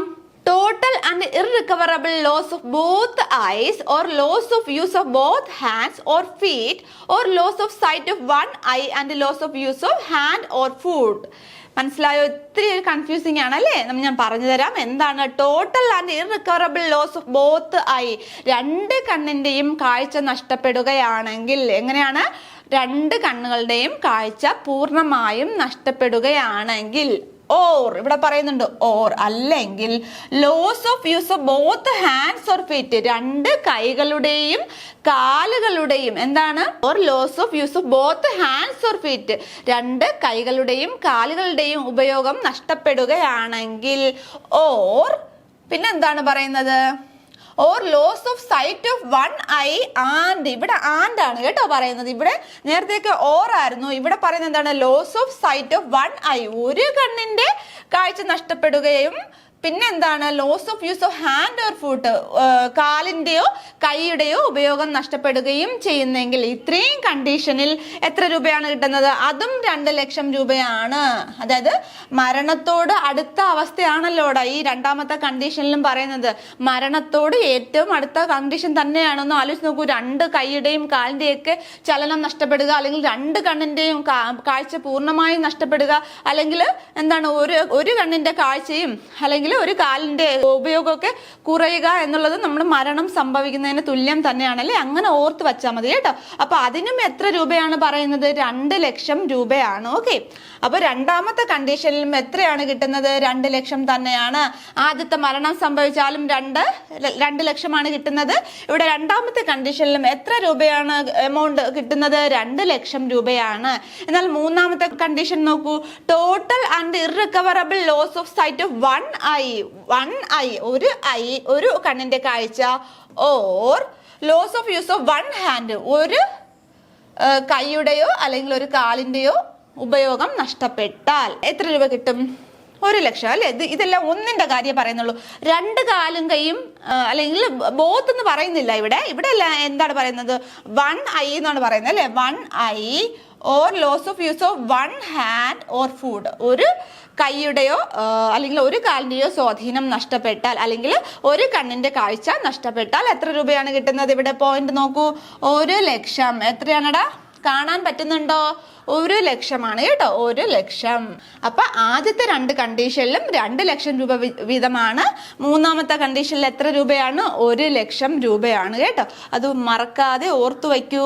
Okay, the assured amount will be paid to the nominee. അപ്പോൾ ആ ഒരു അഷ്വേർഡ് എമൗണ്ട് ആർക്കാണ് കൊടുക്കുന്നത്? നോമിനിക്കായിരിക്കും കേട്ടോ, മരണശേഷം. ഇത് മനസ്സിലായോ? ഈ പോയിന്റ് മനസ്സിലായോ നിങ്ങൾക്ക്? കുറച്ച് ഇത്തിരി പഠിച്ചെടുക്കാൻ ചെറിയൊരു ബുദ്ധിമുട്ടുണ്ട്, എങ്കിൽ പോലും പെട്ടെന്നൊന്ന് മനസ്സിലൊന്ന് ഓർത്ത് നോക്കൂ. അതിൻ്റെ ബെനിഫിറ്റ് എങ്ങനെയാണ് കിട്ടുന്നതെന്ന്. നമുക്ക് സ്കീമിൽ അംഗമാകണ്ടേ? അപ്പോൾ ഈ ബെനിഫിറ്റ് പഠിച്ചു വെച്ചാൽ മാത്രമല്ലേ നമുക്ക് സ്കീമിൽ അംഗമായിട്ട് ഉപയോഗമുള്ളൂ. ഓക്കെ, അപ്പോൾ ബെനിഫിറ്റ് എന്താണ്? മരണം സംഭവിച്ചാൽ എത്ര രൂപ? കമൻറ്റ് ചെയ്തു. മരണം സംഭവിച്ചാൽ, ഈ സ്കീമിൽ അംഗമായതിനു ശേഷം മരണം സംഭവിക്കുകയാണെങ്കിൽ എത്ര രൂപ കിട്ടും? 2 ലക്ഷം, 3 ലക്ഷം, 4 ലക്ഷം. ഓപ്ഷൻ പറഞ്ഞതാണ് കേട്ടോ. എത്രയാണ്? 2 ലക്ഷം രൂപയാണ് അല്ലേ കിട്ടുന്നത് മരണം സംഭവിച്ചാൽ. മരണത്തിനോട് ഏറ്റവും അടുത്ത അവസ്ഥ, അതായത് 2 കണ്ണിന്റെയും കാഴ്ച പൂർണ്ണമായി നഷ്ടപ്പെടുന്നു, അല്ലെങ്കിൽ 2 കൈകളുടെയും അല്ലെങ്കിൽ 2 കാലുകളുടെയും ചലനം പൂർണ്ണമായിട്ട് നഷ്ടപ്പെടുന്ന അവസ്ഥ, അതൊരു മരണത്തോട് അടുത്ത അവസ്ഥ തന്നെയാണ് അല്ലേ? ആ അവസ്ഥയിലും എത്ര രൂപയാണ് കിട്ടുന്നത്? 2 ലക്ഷം രൂപ തന്നെയാണ് കിട്ടുന്നത്. മൂന്നാമത്തെ കണ്ടീഷനിൽ എന്താണ് പറയുന്നത്? ഒരു കണ്ണിന്റെ കാഴ്ച, അല്ലെങ്കിൽ ഒരു കാലിന്റെ ശേഷി, അല്ലെങ്കിൽ ഒരു കൈയുടെ ശേഷിയൊക്കെ പോവുകയാണെങ്കിൽ എത്ര രൂപയാണ്? 1 ലക്ഷം രൂപയാണ് ഈ സ്കീം വഴി കിട്ടുന്നത്. ഓക്കെ, ബെനിഫിറ്റ്സ് മനസ്സിലായോടാ? എല്ലാവർക്കും മനസ്സിലായോ? കൺഫ്യൂഷൻ ഉണ്ടോ? ഒന്ന് റിപ്പീറ്റ് ചെയ്ത് വായിച്ചു നോക്കണം കേട്ടോ. റിപ്പീറ്റ് ചെയ്ത് വായിച്ചു നോക്കുക. ഓക്കെ, നെക്സ്റ്റ് നോക്കാം. ആക്സിഡന്റൽ ഇൻഷുറൻസ് ആണ് എന്ന് പറഞ്ഞു അല്ലേ? അപ്പം നമുക്ക് അതിൽ ഏതൊക്കെ ആക്സിഡന്റുകൾ വരും എന്ന് നമുക്ക് നോക്കാം. ഏതൊക്കെ ചിലപ്പോൾ എക്സാമിന് അങ്ങനെയാണ് ചോദിക്കുന്നതെങ്കിലോ. Okay, how to claim PMSBY accident insurance scheme benefit. എങ്ങനെയാണ് ഈ ബെനിഫിറ്റ് നമുക്ക് കിട്ടുന്നത്? Okay, PMSBY scheme aim to cover death caused by accident and disability as confirmed by documentary evidence.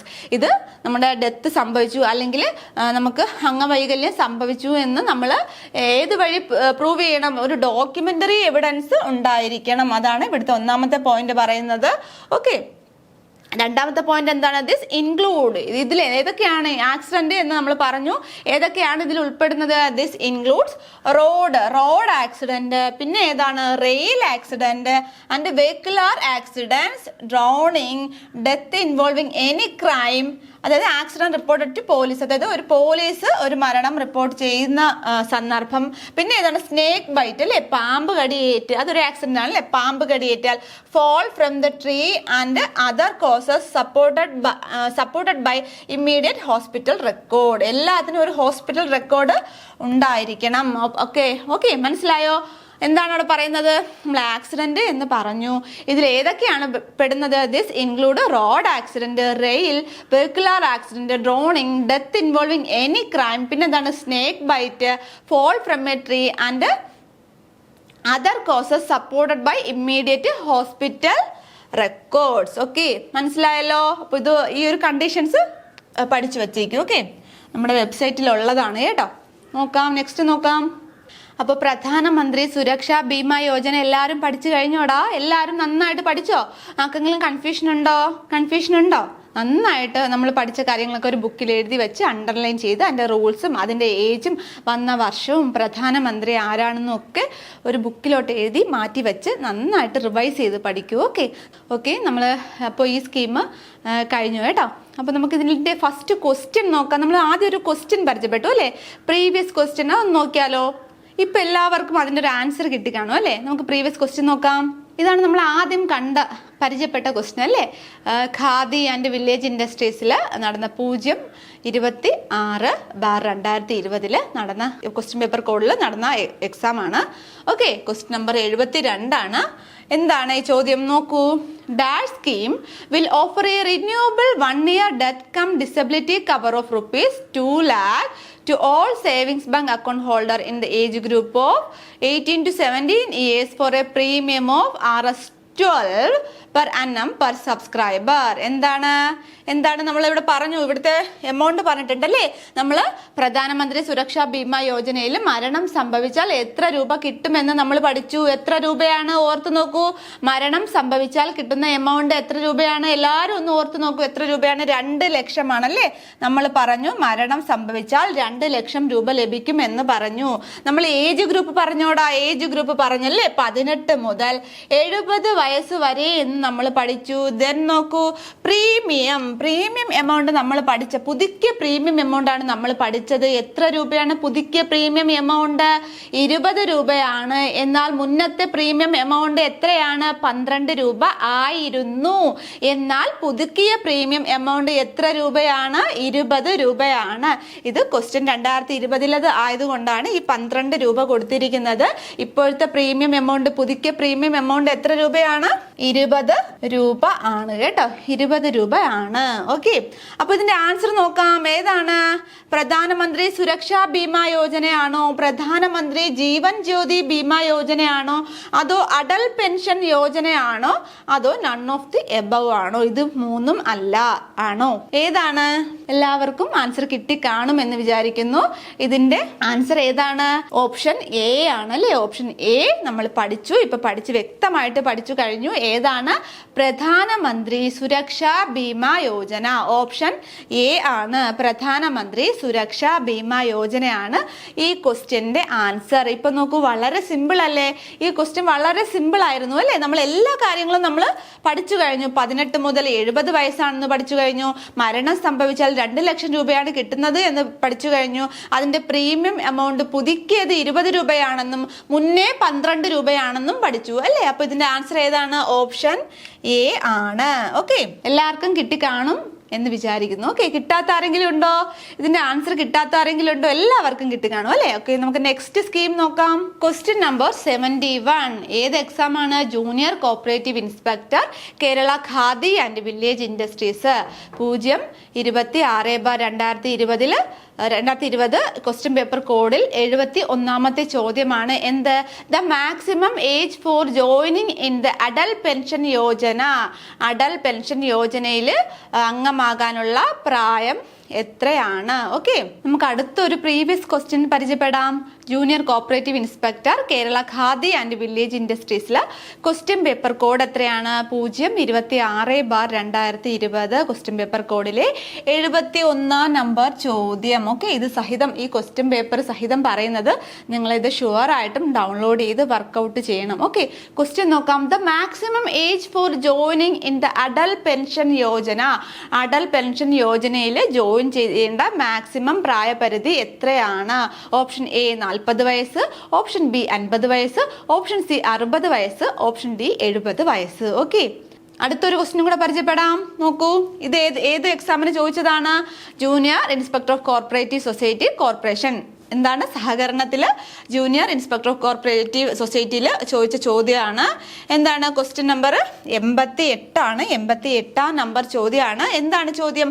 Under Atal pension Yojana the guaranteed pension receivable at the age of ഏത് വയസ്സിലാണ് നമുക്ക് ആ പദ്ധതി പ്രകാരം പെൻഷൻ ലഭിക്കുന്നത് എന്നാണ് ഈ ഒരു ക്വസ്റ്റ്യൻ ചോദിച്ചിരിക്കുന്നത്. Option A 55 years, option B 65 years, option C 60 years, option D 50 years.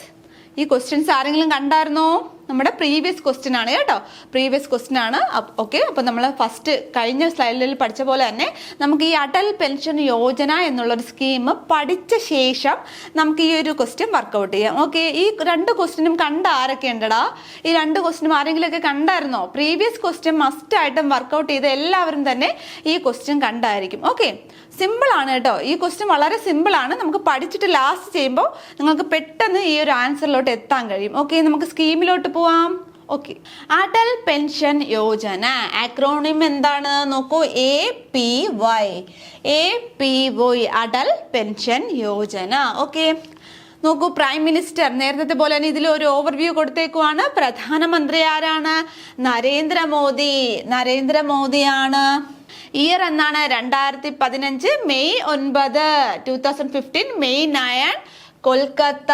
പിന്നെന്താണ് ഏജ് ഗ്രൂപ്പ് എത്രയാണ്? 18 മുതൽ 40 വയസ്സ്.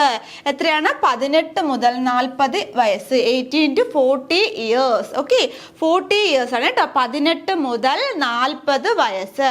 Pension attained at the age, pension കിട്ടുന്ന പ്രായം എത്രയാണ്? 60 വയസ്സ്. നമ്മുടെ ചോദ്യം കണ്ടു അല്ലേ? എവിടെയോ ഈ ഒരു ചോദ്യം കണ്ടു. Pension attained at the age of 60, 60 വയസ്സിലാണ് പെൻഷൻ ലഭിക്കുന്നത്. ബെനിഫിഷ്യറി കോൺട്രിബ്യൂഷൻ എത്രയാണ്? 42 to എത്രയാണ്? 42 to 210 പെർ മന്ത്. മാസത്തിൽ, ഒരു മാസത്തിലാണ് കേട്ടോ. 42 രൂപ മുതൽ 210 രൂപ വരെ നമുക്ക് നമ്മുടെ അതായത് ബെനിഫിഷ്യറിക്ക് കോൺട്രിബ്യൂട്ട് ചെയ്യാൻ കഴിയും. അതായത് ഇത് പ്രത്യേകം പറയുന്നുണ്ട്, ഈ 42 മുതൽ 210 വരെ എന്നുള്ള കണക്ക് ആരെയാണ്? Join at the age of 18 വയസ്സ്. അതായത് 18 വയസ്സിൽ ജോയിൻ ചെയ്യുന്ന ആളുടെ കോൺട്രിബ്യൂഷൻ ആണ്. എത്ര മുതൽ എത്ര വരെ? 42 മുതൽ 210 രൂപ വരെ. ഇവിടെ നോക്കൂ, പെർ മന്ത് ആണ് കേട്ടോ, പെർ മന്ത് ആണ്, പെർ മന്ത് ആണ്. ഓക്കെ, അത് നോട്ട് ചെയ്ത് പഠിക്കും. അപ്പോൾ നോക്കൂ, പ്രധാനമന്ത്രി ആരാണ്? നരേന്ദ്രമോദിയാണ്. ഇത് എന്നാണ് ഉദ്ഘാടനം ചെയ്തത്?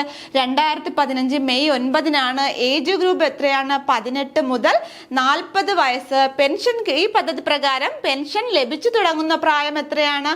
60 വയസ്സ്. ബെനിഫിഷ്യറിയുടെ കോൺട്രിബ്യൂഷൻ, അതായത് 18 വയസ്സിൽ ഒരു വ്യക്തി ഈ ഒരു പദ്ധതിയിൽ അംഗമാവുകയാണെങ്കിൽ അയാൾ കോൺട്രിബ്യൂട്ട് ചെയ്യേണ്ട എമൗണ്ട് എന്ന് പറയുന്നത് 42 മുതൽ 210 വരെ ആകാം. ഓക്കെ, പെർ മന്ത് ആണ് കേട്ടോ, പെർ മന്ത് ആണ്. ഓക്കെ, ഒരു ഓവർവ്യൂ കിട്ടിയോ? ഇനി നമുക്ക് ഈ ഒരു സ്കീമിനെ പറ്റി നോക്കാം. ഓക്കെ, ഇവിടെ കുറച്ച് പേർക്കൊക്കെ ഡൗട്ട് വന്നിട്ടുണ്ടാവും അല്ലേ? നമ്മൾ നേരത്തെ പഠിച്ച സ്കീമും 2015 മെയ് 9 നരേന്ദ്രമോദി ആയിരുന്നു ആ പദ്ധതിയുടെയും പ്രധാനമന്ത്രി എന്ന് പറയുന്നത്. ഇവിടെയും ഇയർ സെയിം ആണ്, 2015 മെയ് 9 അല്ലേ? ഇവിടുത്തെ വ്യത്യാസം ഏജിൽ മാത്രമേ വ്യത്യാസം, ഏജിലും ഈ പ്രീമിയത്തിലൊക്കെയാണ് വ്യത്യാസം വരുന്നത്, കോൺട്രിബ്യൂഷനിലൊക്കെയാണ് വ്യത്യാസം വരുന്നത്. ഇവിടെ രണ്ടും സെയിം ആണല്ലേ? നോക്കൂ, ഇത് ഈ 2 പോയിന്റും സെയിം ആണ്. അപ്പോൾ ആർക്കെങ്കിലും ഡൗട്ട് വന്നിട്ടുണ്ടാകും, ഉണ്ടാവും അല്ലേ? ഇതെങ്ങനെ സെയിം ആയി എന്ന് വെച്ചാൽ ഈ 2015 മെയ് 9 തന്നെയാണ് നമ്മുടെ പ്രധാനമന്ത്രി നരേന്ദ്രമോദി ഈ 2 പദ്ധതിയും ലോഞ്ച് ചെയ്തത്. ഓക്കെ, 2015 മെയ് 9 തന്നെയാണ് അടൽ പെൻഷൻ യോജനയും പ്രധാനമന്ത്രി സുരക്ഷാ ബീമ യോജനയും ലോഞ്ച് ചെയ്തത്. ഓക്കെ, മനസ്സിലായോ? അവിടെ ഡൗട്ട് വരേണ്ട ആവശ്യമില്ല കേട്ടോ.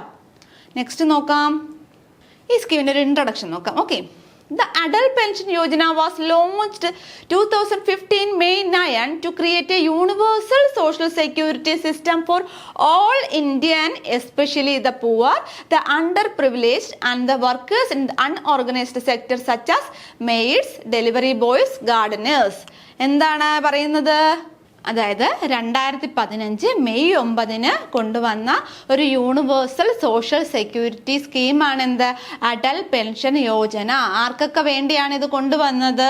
നോക്കൂ, പുവർ, പാവപ്പെട്ട, under privileged and the workers in the unorganised sector. Unorganised sector such as maid's, delivery boys, gardeners etcetera. Unorganised sector എന്ന് പറയുന്നത് എന്താണെടാ? എന്താണ് അൺഓർഗനൈസ്ഡ് സെക്ടർ എന്നുകൊണ്ട് ഉദ്ദേശിക്കുന്നത്? അസംഘടിത മേഖല.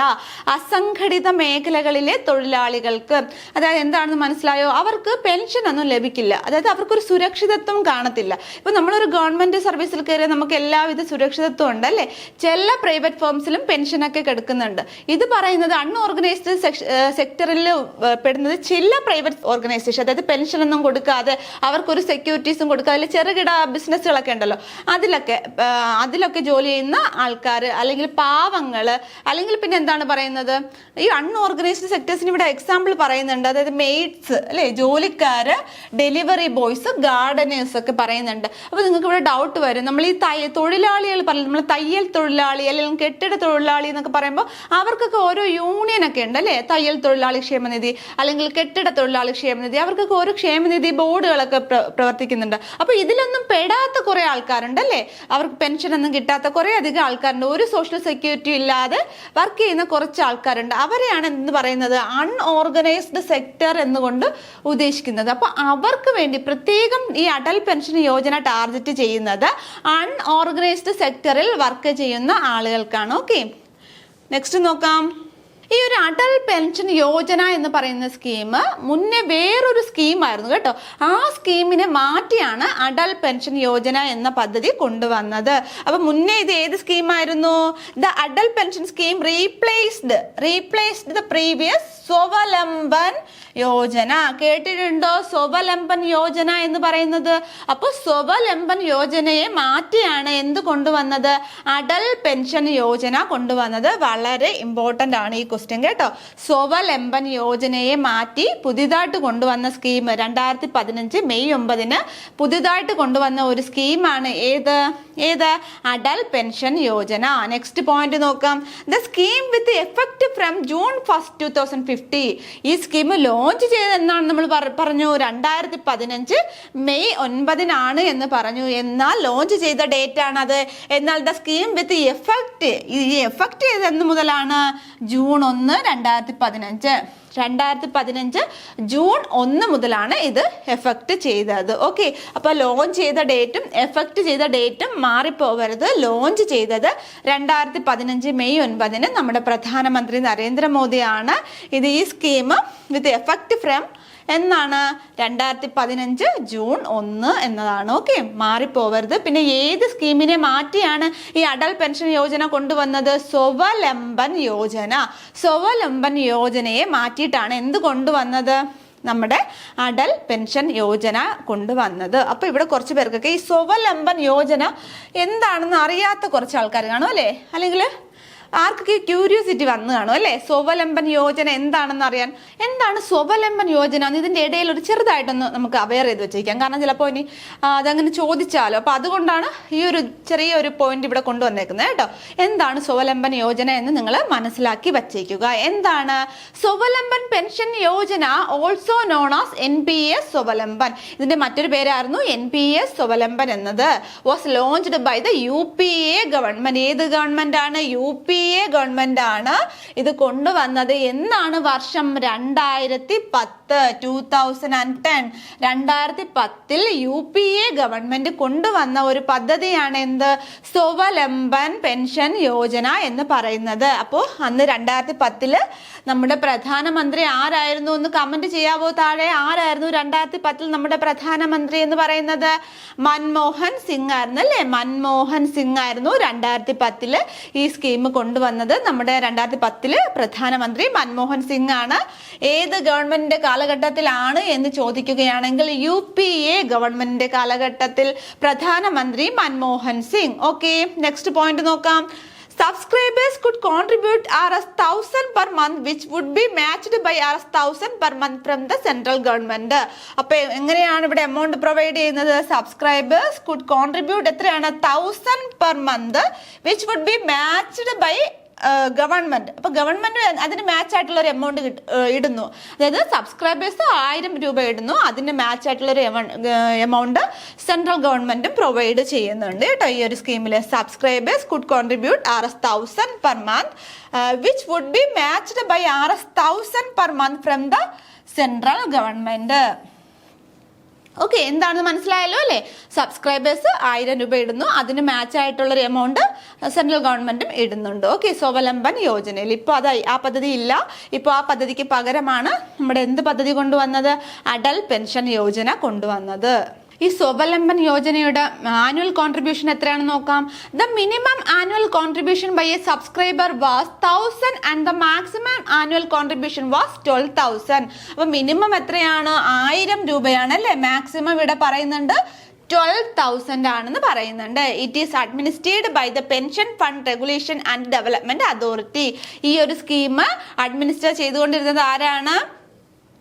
Pension fund regulatory development authority ആയിരുന്നു. Pension fund regulation and development authority ആയിരുന്നു ഈ ഒരു പദ്ധതി അഡ്മിനിസ്റ്റർ ചെയ്തുകൊണ്ടിരുന്നത്. മനസ്സിലായോ? സ്വാവലംബൻ പെൻഷൻ യോജന എന്നാണ് വന്നത്? 2010 പദ്ധതിയായിരുന്നു. പ്രധാനമന്ത്രി മൻമോഹൻ സിംഗിന്റെ കാലഘട്ടത്തിൽ, UPA ഗവൺമെന്റിന്റെ കാലഘട്ടത്തിലായിരുന്നു. ഇതിലെ ആനുവൽ കോൺട്രിബ്യൂഷൻ എന്ന് പറയുന്നത് 1000, മാക്സിമം 12,000 ആയിരുന്നു. ഓക്കെ, ഇത് അഡ്മിനിസ്റ്റർ ചെയ്തിരുന്നത് pension fund regulation and development authority ആയിരുന്നു. ഓക്കെ, ഇത് പഴയതാണ് കേട്ടോ. നിങ്ങൾക്ക് ഇതിനെപ്പറ്റി ഒരു ചെറിയ അവയർനെസ് കിട്ടാൻ വേണ്ടിയാണ് ഇതൊന്ന് ഉൾപ്പെടുത്തിയത്. ഓക്കെ, അപ്പൊ നമുക്ക് നമ്മുടെ അടൽ പെൻഷൻ യോജനയിലോട്ട് തിരിച്ചു പോയാലോ? എല്ലാവരും റെഡി അല്ലേ? ഇപ്പോൾ സ്വാവലംബൻ എന്താണെന്ന് മനസ്സിലായല്ലോ. സ്വാവലംബനെ മാറ്റിയാണ് അടൽ പെൻഷൻ യോജന വന്നത്. ഓക്കെ, ഇനി നമുക്ക് അടൽ പെൻഷൻ യോജനയിലോട്ട് തിരിച്ചു പോകാം. ഓക്കെ, ഈ അടൽ പെൻഷൻ യോജന നമുക്ക് പ്രധാനമായിട്ടും ഫോക്കസ് ചെയ്യുന്നത് ആരെയാണ് നോക്കാം. ആരെയാണ്? മെയിൻലി ടാർഗറ്റഡ് അറ്റ്, ഞാൻ നേരത്തെ പറഞ്ഞിട്ടുണ്ടായിരുന്നു, ഇതാണ് ഇവിടുത്തെ important point, unorganised sector workers, അസംഘടിത മേഖലയിലെ തൊഴിലാളികളെയാണ് നമ്മുടെ അടൽ പെൻഷൻ യോജന ഫോക്കസ് ചെയ്യുന്നത്. വളരെ വളരെ ഇമ്പോർട്ടന്റ് പോയിന്റ് ആണ്. APY മെയിൻലി ടാർഗറ്റ് ചെയ്യുന്നത് ആരെയാണ് എന്ന് എക്സാമിന് ചോദിക്കാൻ. ആരെയാണ്? അൺഓർഗനൈസ്ഡ് സെക്ടർ വർക്കേഴ്സ്, അസംഘടിത മേഖലയിലെ തൊഴിലാളികളെയാണ് ഏത് പദ്ധതി ടാർഗറ്റ് ചെയ്യുന്നത്? അടൽ പെൻഷൻ യോജന പദ്ധതി ടാർഗറ്റ് ചെയ്യുന്നത്. Okay, APY is administered by pension fund regulatory and development authority. നമ്മൾ നേരത്തെ പറഞ്ഞു അല്ലെ, സ്വാവലംബന്റെ കാര്യത്തിൽ പറഞ്ഞായിരുന്നു. അതേപോലെ തന്നെ APYയും അഡ്മിനിസ്ട്രേറ്റ് ചെയ്യുന്നത് ആരാണ്? Pension fund regulatory and development authority ആണ്. Under the overall administrative and institutional architecture of the national pension system. National pension സിസ്റ്റത്തിന്റെ അണ്ടറിലാണ് എന്താണ് നമ്മുടെ pension fund regulatory and development authority ഈ ഒരു പദ്ധതിയെ അഡ്മിനിസ്റ്റർ ചെയ്യുന്നത്. ഓക്കെ, ആ പോയിന്റ് അവിടെ മനസ്സിലായോ? ഈ പദ്ധതി അഡ്മിനിസ്റ്റർ ചെയ്യുന്നത് ആരാണെന്ന് ചോദിക്കും. ആരാണ്? അടൽ പെൻഷൻ യോജന എന്ന് പറയുന്ന പദ്ധതി അഡ്മിനിസ്റ്റർ ചെയ്യുന്നത് ആരാണ് എന്ന് ചോദ്യം വരാൻ വളരെ ചാൻസ് ഉണ്ട്. ആരാണ്? Pension fund regulatory and development authority ആണ്. ഓക്കെ, മനസ്സിലായോ? അപ്പൊ ഇവിടുത്തെ മെയിൻലി ടാർഗറ്റ് ചെയ്യുന്ന Atal pension Yojana mainly target ചെയ്യുന്നത് ആരെയാണ്? അൺഓർഗനൈസ്ഡ് സെക്ടർ വർക്കേഴ്സിനെയാണ് ടാർഗറ്റ് ചെയ്യുന്നത്. ഈ ഒരു പദ്ധതി അഡ്മിനിസ്റ്റർ ചെയ്യുന്നത് pension fund regulatory and development authority ആണ്. ഈ 2 പോയിന്റും മറക്കാതെ പഠിച്ചു വെക്കണം. ഓക്കെ, വളരെ വളരെ ഇമ്പോർട്ടന്റ് ആണ്. നെക്സ്റ്റ് നോക്കാം. ഈ പദ്ധതിയുടെ ഗോൾ നോക്കാം കേട്ടോ. എന്താണ് ഈ പദ്ധതി ലക്ഷ്യം വയ്ക്കുന്നത്? The goal of the scheme is to ensure that no Indian citizen has to worry about any illness, accidents or disease in old age, giving a sense of security. നമ്മൾ നേരത്തെ പറഞ്ഞു ഇതൊരു സോഷ്യൽ സെക്യൂരിറ്റിയാണ്, ഒരു സാമൂഹ്യ സുരക്ഷാ പദ്ധതിയാണ്. ആർക്കാണ്? ഈ ഓൾഡ് ഏജിൽ, അതായത് 60 വയസ്സ്. നമ്മൾ പറഞ്ഞു എത്ര വയസ്സിലാണ് ഈ പദ്ധതി പ്രകാരം പെൻഷൻ ലഭിക്കുന്നത്? 60 വയസ്സ് മുതലാണ് ഈ പദ്ധതി പ്രകാരം പെൻഷൻ ലഭിക്കുന്നത് എന്ന് പറയുന്നുണ്ട്. അപ്പൊ നമുക്ക് അവിടെ മനസ്സിലാക്കാൻ പറ്റും ഓൾഡ് ഏജിൽ, അതായത് വാർദ്ധക്യ കാലത്തിൽ നമുക്കൊരു സോഷ്യൽ സെക്യൂരിറ്റി എന്നുള്ള രീതിയിലാണ് ഈ പദ്ധതി നമ്മുടെ സെൻട്രൽ ഗവൺമെന്റ് ഇംപ്ലിമെന്റ് ചെയ്തത് എന്ന് മനസ്സിലാക്കാൻ കഴിയും. Private sector employees or employees working with such an organization that does not provide them to benefit can also apply for the scheme. ഇവിടെ എന്താണ് പറയുന്നത്? ഞാൻ നേരത്തെ പറഞ്ഞു പ്രൈവറ്റ് സെക്ടറുകളിലും പെൻഷൻ കൊടുക്കുന്ന ചില പ്രൈവറ്റ് സെക്ടേഴ്സ് ഉണ്ട്, എങ്കിൽ പോലും കൂടുതൽ മേഖലകളിലും പെൻഷനൊന്നും അനുവദിക്കുന്നതല്ല, കൊടുക്കില്ല അല്ലേ. അപ്പൊ ആ ഒരു പ്രൈവറ്റ് സെക്ടർ മേഖലയിൽ വർക്ക് ചെയ്യുന്നവർക്കും, അതായത് പെൻഷനൊന്നും ഇല്ല, ഒരു സോഷ്യൽ സെക്യൂരിറ്റിയും ഇല്ലാതെ വർക്ക് ചെയ്യുന്ന ആൾക്കാർക്കും ഈ പദ്ധതിയിൽ അംഗമാകാൻ കഴിയും. Okay, private sector employees or employee working with such an organization that does not provide them pension കൊടുക്കാത്ത that does not provide them pension benefit can also apply for the scheme. Pension ലഭിക്കാത്ത unorganised സെക്ടറിൽ work ചെയ്യുന്ന ആൾക്കാർക്കും ഈ പദ്ധതി വഴി ആനുകൂല്യം അല്ലെങ്കിൽ പെൻഷൻ ലഭിക്കുന്നതാണ്. ഇതാണ് ഈ പദ്ധതിയുടെ പ്രധാന ലക്ഷ്യം. എന്താണ്? ഇതൊരു സോഷ്യൽ സെക്യൂരിറ്റി ആണ് അല്ലേ?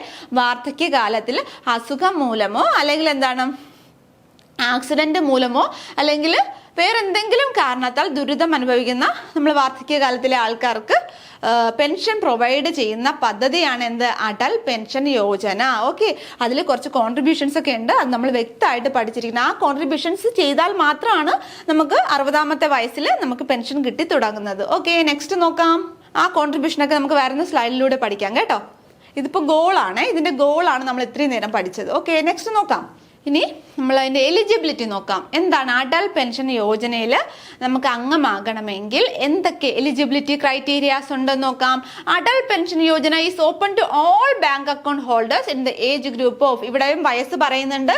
അടൽ പെൻഷൻ യോജനയുടെ പ്രായം എത്രയാണ്? 18 മുതൽ, നമ്മൾ ഫസ്റ്റ് സ്ലൈഡിൽ പഠിച്ചു 18 മുതൽ 40 വയസ്സ്. മറക്കരുത്, 18 മുതൽ 40 വയസ്സ്. നമ്മൾ നേരത്തെ പ്രധാനമന്ത്രി സുരക്ഷാ യോജനയുടെ വയസ്സ് എത്രയാണ് പഠിച്ചേടാ? എത്രയാണ്? 18 മുതൽ 70 വയസ്സാണ് അവിടെ പഠിച്ചത്.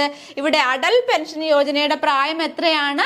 18 മുതൽ 40 വയസ്സ്. 18 മുതൽ 40 വയസ്സ്. And the contributions differ based on pension amount chosen. Okay, ഞാൻ പറഞ്ഞു, അതായത് നമ്മൾ കോൺട്രിബ്യൂഷൻ കൊടുക്കുന്നുണ്ട് അല്ലെ, നമ്മൾ കോൺട്രിബ്യൂട്ട് ചെയ്യുന്നതിനനുസരിച്ചാണ് നമുക്ക് പെൻഷൻ കിട്ടുന്നത്. ആ പെൻഷൻ എത്ര മുതൽ എത്ര വരെ ആകാം? Under the APY there is guaranteed minimum monthly pension for the subscribers ranging between, എത്ര മുതൽ എത്ര വരെ ആകാം? മിനിമം 1000. ഒരു മാസത്തിൽ 1000 രൂപ കിട്ടുന്ന പെൻഷനുമുണ്ട്, അല്ലെങ്കിൽ ഒരു മാസത്തിൽ 5000 രൂപ കിട്ടുന്ന പെൻഷനും ഉണ്ട്. ഏറ്റവും കുറഞ്ഞത് 1000 രൂപ കിട്ടാം, ഏറ്റവും കൂടിയത് 5000 രൂപയും ലഭിക്കാം. ഓക്കെ, ഈ 1000 മാത്രമല്ല, ഈ 1000നും 5000ത്തിൻ്റെ ഇടയിലും കുറച്ച് സംഖ്യകളുണ്ടല്ലോ, ആ എമൗണ്ടും നമുക്ക് ലഭിക്കും. പക്ഷെ നമുക്ക് കോൺട്രിബ്യൂട്ട് ചെയ്യുന്ന എമൗണ്ടിൽ വ്യത്യാസമുണ്ട്. ഓക്കെ, അപ്പോൾ നമുക്കത് അടുത്ത സ്ലൈഡിലൂടെ പഠിക്കാം കേട്ടോ. അപ്പോൾ ഇവിടുത്തെ ഒരു റേഞ്ച് പഠിച്ചു വച്ചിരിക്കുക, 1000 ആൻഡ് 5000. ഓക്കെ, 1000 ആൻഡ് 5000 ഇടയിലുള്ളൊരു മിനിമം മന്ത്ലി പെൻഷൻ ആണ് കിട്ടുന്നത്. ഓക്കെ, മാക്സിമം 5000 കിട്ടും, മിനിമം 1000 കിട്ടും. ഓക്കെ, നെക്സ്റ്റ് നോക്കാം. ഞാൻ പറഞ്ഞു അതിന്റെ എമൗണ്ടിന്റെ കാര്യം പറഞ്ഞല്ലേ, മിനിമം 1000 ആണ് കിട്ടുന്നത്, മാക്സിമം 5000 ആണ് കിട്ടുന്നത് എന്ന് പറഞ്ഞു അല്ലെ. അതിനൊരു എക്സാമ്പിൾ നോക്കാം. For example, to get fixed monthly pension between 1000 per month, 1000 രൂപ ഒരു മാസം, അതായത് 60 വയസ്സ്, നമുക്കിപ്പോൾ 60 വയസ്സായി എന്ന് വിചാരിച്ചോളൂ. 60 വയസ്സിന് ശേഷം നമുക്ക് 1000 രൂപ മന്ത്ലി പെൻഷൻ കിട്ടണമെങ്കിൽ നമ്മൾ എങ്ങനെ കോൺട്രിബ്യൂട്ട് ചെയ്യണം എന്നാണ് പറയുന്നത്. 1000 രൂപ, 1000 per month and 5000 per month, the subscriber has to contribute on monthly basis between Rs 40 and 210. എന്താണ്? if he join at the age of 18 years, അതായത് നമ്മളെ ബെനിഫിഷ്യറി 18ാമത്തെ വയസ്സിലാണ് ഈ പദ്ധതിയിൽ ജോയിൻ ചെയ്യുന്നതെങ്കിൽ അവർക്ക് 1000 രൂപ മുതൽ 5000 രൂപ വരെയുള്ള പെൻഷൻ ലഭിക്കണം എങ്കിൽ, അതായത് ഒരു വ്യക്തി, അതായത് ഒരു വരിക്കാരൻ, അദ്ദേഹത്തിന് 1000 രൂപ മന്ത്ലി പെൻഷൻ കിട്ടാൻ വേണ്ടി അയാൾ എമൗണ്ട് കോൺട്രിബ്യൂട്ട് ചെയ്യുകയാണ് എന്ന് വിചാരിക്കൂ. അപ്പോൾ അയാൾക്ക് 1000 രൂപയാണ് മന്ത്ലി പെൻഷൻ വേണ്ടതെങ്കിൽ, അദ്ദേഹം 18 വയസ്സിലാണ് ആ പദ്ധതിയിൽ ജോയിൻ ചെയ്തത് എങ്കിൽ അയാൾ എത്ര രൂപ വെച്ച് കൊടുക്കണം നോക്കൂ. എത്ര രൂപയാണ്? 42 രൂപയാണ് കേട്ടോ. 18 വയസ്സിൽ ജോയിൻ ചെയ്ത ഒരാൾ, അയാൾക്ക് മന്ത്ലി പെൻഷൻ 1000 രൂപയാണ് ലഭിക്കേണ്ടതെങ്കിൽ അയാൾ കൊടുക്കേണ്ട എമൗണ്ട് എന്ന് പറയുന്നത് 42 രൂപയാണ്. എന്നാൽ അയാൾക്ക് ലഭിക്കേണ്ട മന്ത്ലി പെൻഷൻ, അദ്ദേഹം 5000ന്റെ പദ്ധതിയിലാണ് ചേർന്നത്, അതായത് അയാൾക്ക് 5000 രൂപയാണ് മന്ത്ലി പെൻഷൻ വേണ്ടത് എങ്കിൽ, 5000 രൂപയാണ് അയാൾക്ക് മന്ത്ലി പെൻഷൻ വേണ്ടതെങ്കിൽ അയാൾ എത്ര രൂപ കൊടുക്കണം? 210 രൂപ വെച്ച് അടയ്ക്കേണ്ടി വരും. മനസ്സിലായോ? ചെറിയ കൺഫ്യൂഷൻ വരുന്നുണ്ട് എന്ന് തോന്നുന്നു. ഞാൻ പറയാം. ഏറ്റവും മിനിമം എമൗണ്ട് 1000 രൂപയാണ്, ഏറ്റവും മാക്സിമം എമൗണ്ട് 5000 രൂപയാണെന്നും ഞാൻ പറഞ്ഞു.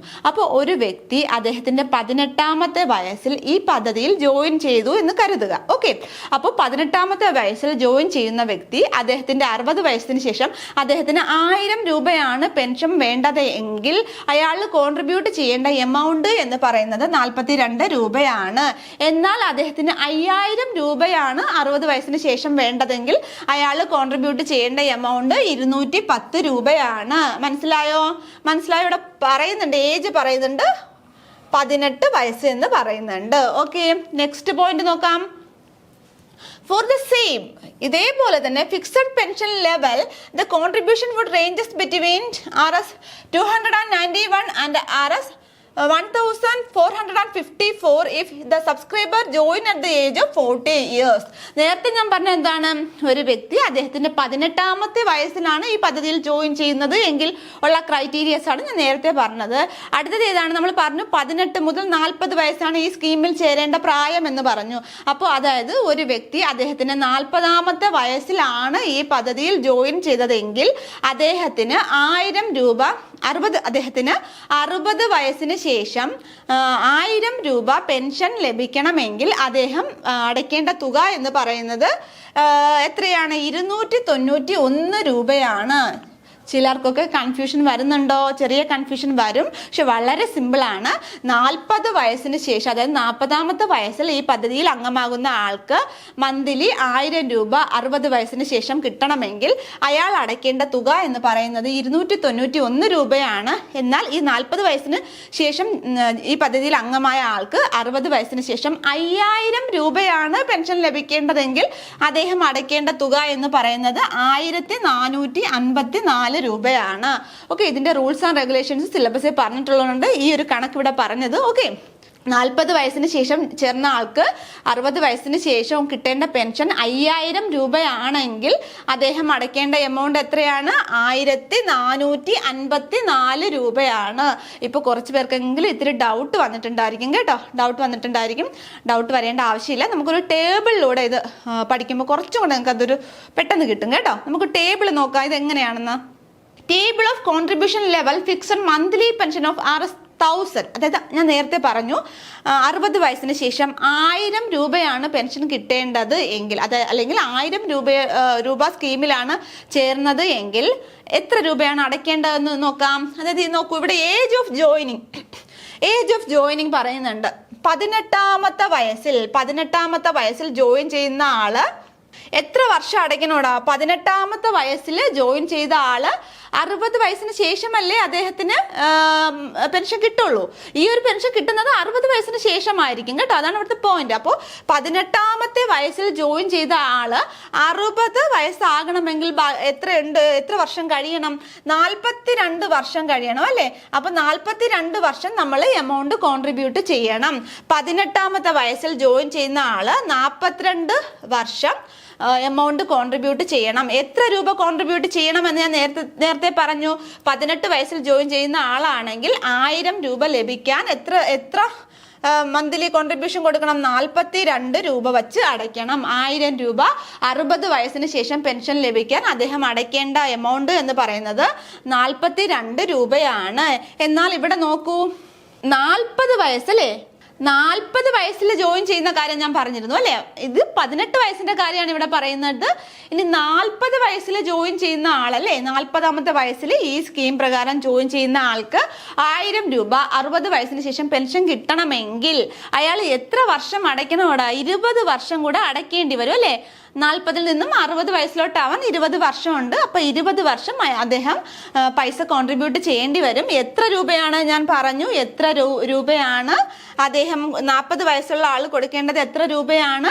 291 രൂപയാണെന്ന് ഞാൻ പറഞ്ഞു. 291 രൂപയാണ് 40 വയസ്സിൽ ജോയിൻ ചെയ്യുന്ന ആള് 1000 രൂപ പെൻഷൻ കിട്ടാൻ വേണ്ടി അടയ്ക്കേണ്ട എമൗണ്ട് എന്ന് പറയുന്നത് 291 രൂപയാണ്. ഓക്കെ, ഇത് 1000 രൂപയുടെ കാര്യമാണ് പറയുന്നത്. ഇനി ഞാൻ 5000 രൂപയുടെ കാര്യം പറഞ്ഞു അല്ലെ? 5000 രൂപയുടെ കാര്യം അത് നോക്കാം.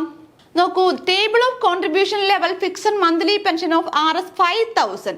5000 രൂപ മന്ത്ലി പെൻഷൻ ലഭിക്കണമെങ്കിൽ എന്താണ് അതിന്റെ ക്രൈറ്റീരിയസ്? നോക്കൂ, ഇവിടെ നോക്കൂ, ഏജ് ഓഫ് ജോയിനിങ് ഞാൻ നേരത്തെ പറഞ്ഞു. 18ാമത്തെ വയസ്സിൽ ജോയിൻ ചെയ്യുന്ന ആള് 60 60ാമത്തെ വയസ്സിൽ പെൻഷൻ ലഭിക്കുവാൻ വേണ്ടി 42 വർഷം കഴിയണം അല്ലേ? അപ്പൊ അങ്ങനെയാണെങ്കിൽ അദ്ദേഹത്തിന് 5000 രൂപ 60 വയസ്സിന് ശേഷം പെൻഷൻ ലഭിക്കണമെങ്കിൽ മാസം എത്ര രൂപ വെച്ച് അടയ്ക്കണം? 210 രൂപ വെച്ച് അടയ്ക്കണം. എത്ര രൂപ വെച്ച്?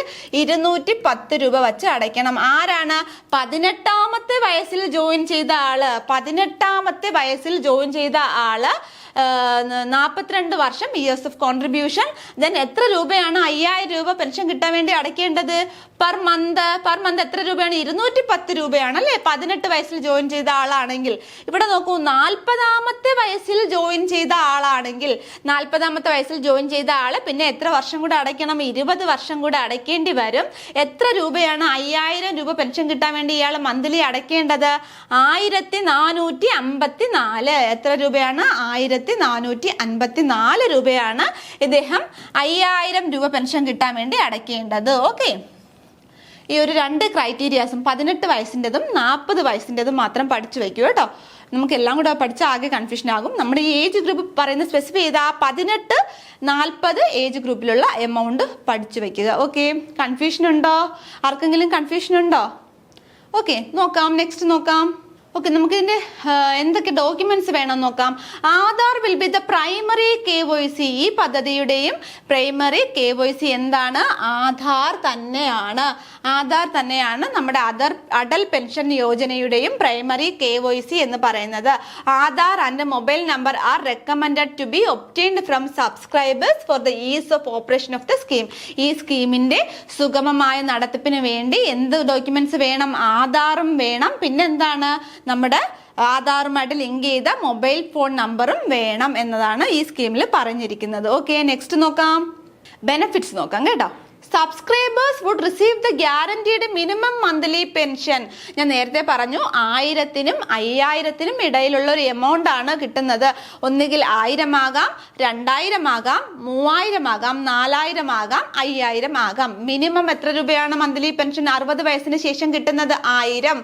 മാക്സിമം എത്രയാണ് 60 വയസ്സിന് ശേഷം കിട്ടുന്നത്? 5000. ഞാൻ നേരത്തെ പറഞ്ഞു ഇതിന്റെ ഇടയിലും എമൗണ്ട് ഉണ്ട്. ആ എമൗണ്ടിനും കണക്കുകളുണ്ട്. നിങ്ങൾ ജസ്റ്റ് 1000-ന്റെയും 5000-ന്റെയും മാത്രം പഠിച്ചു വച്ചിരിക്കൂ. ഓക്കെ, അപ്പോൾ 1000, 2000, 3000, 4000, 5000 രൂപ വരെ പെൻഷൻ ലഭിക്കുന്നു. എത്ര വയസ്സിന് ശേഷം? 60 വയസ്സ്. Based on the contribution made by the subscribers after joining the scheme.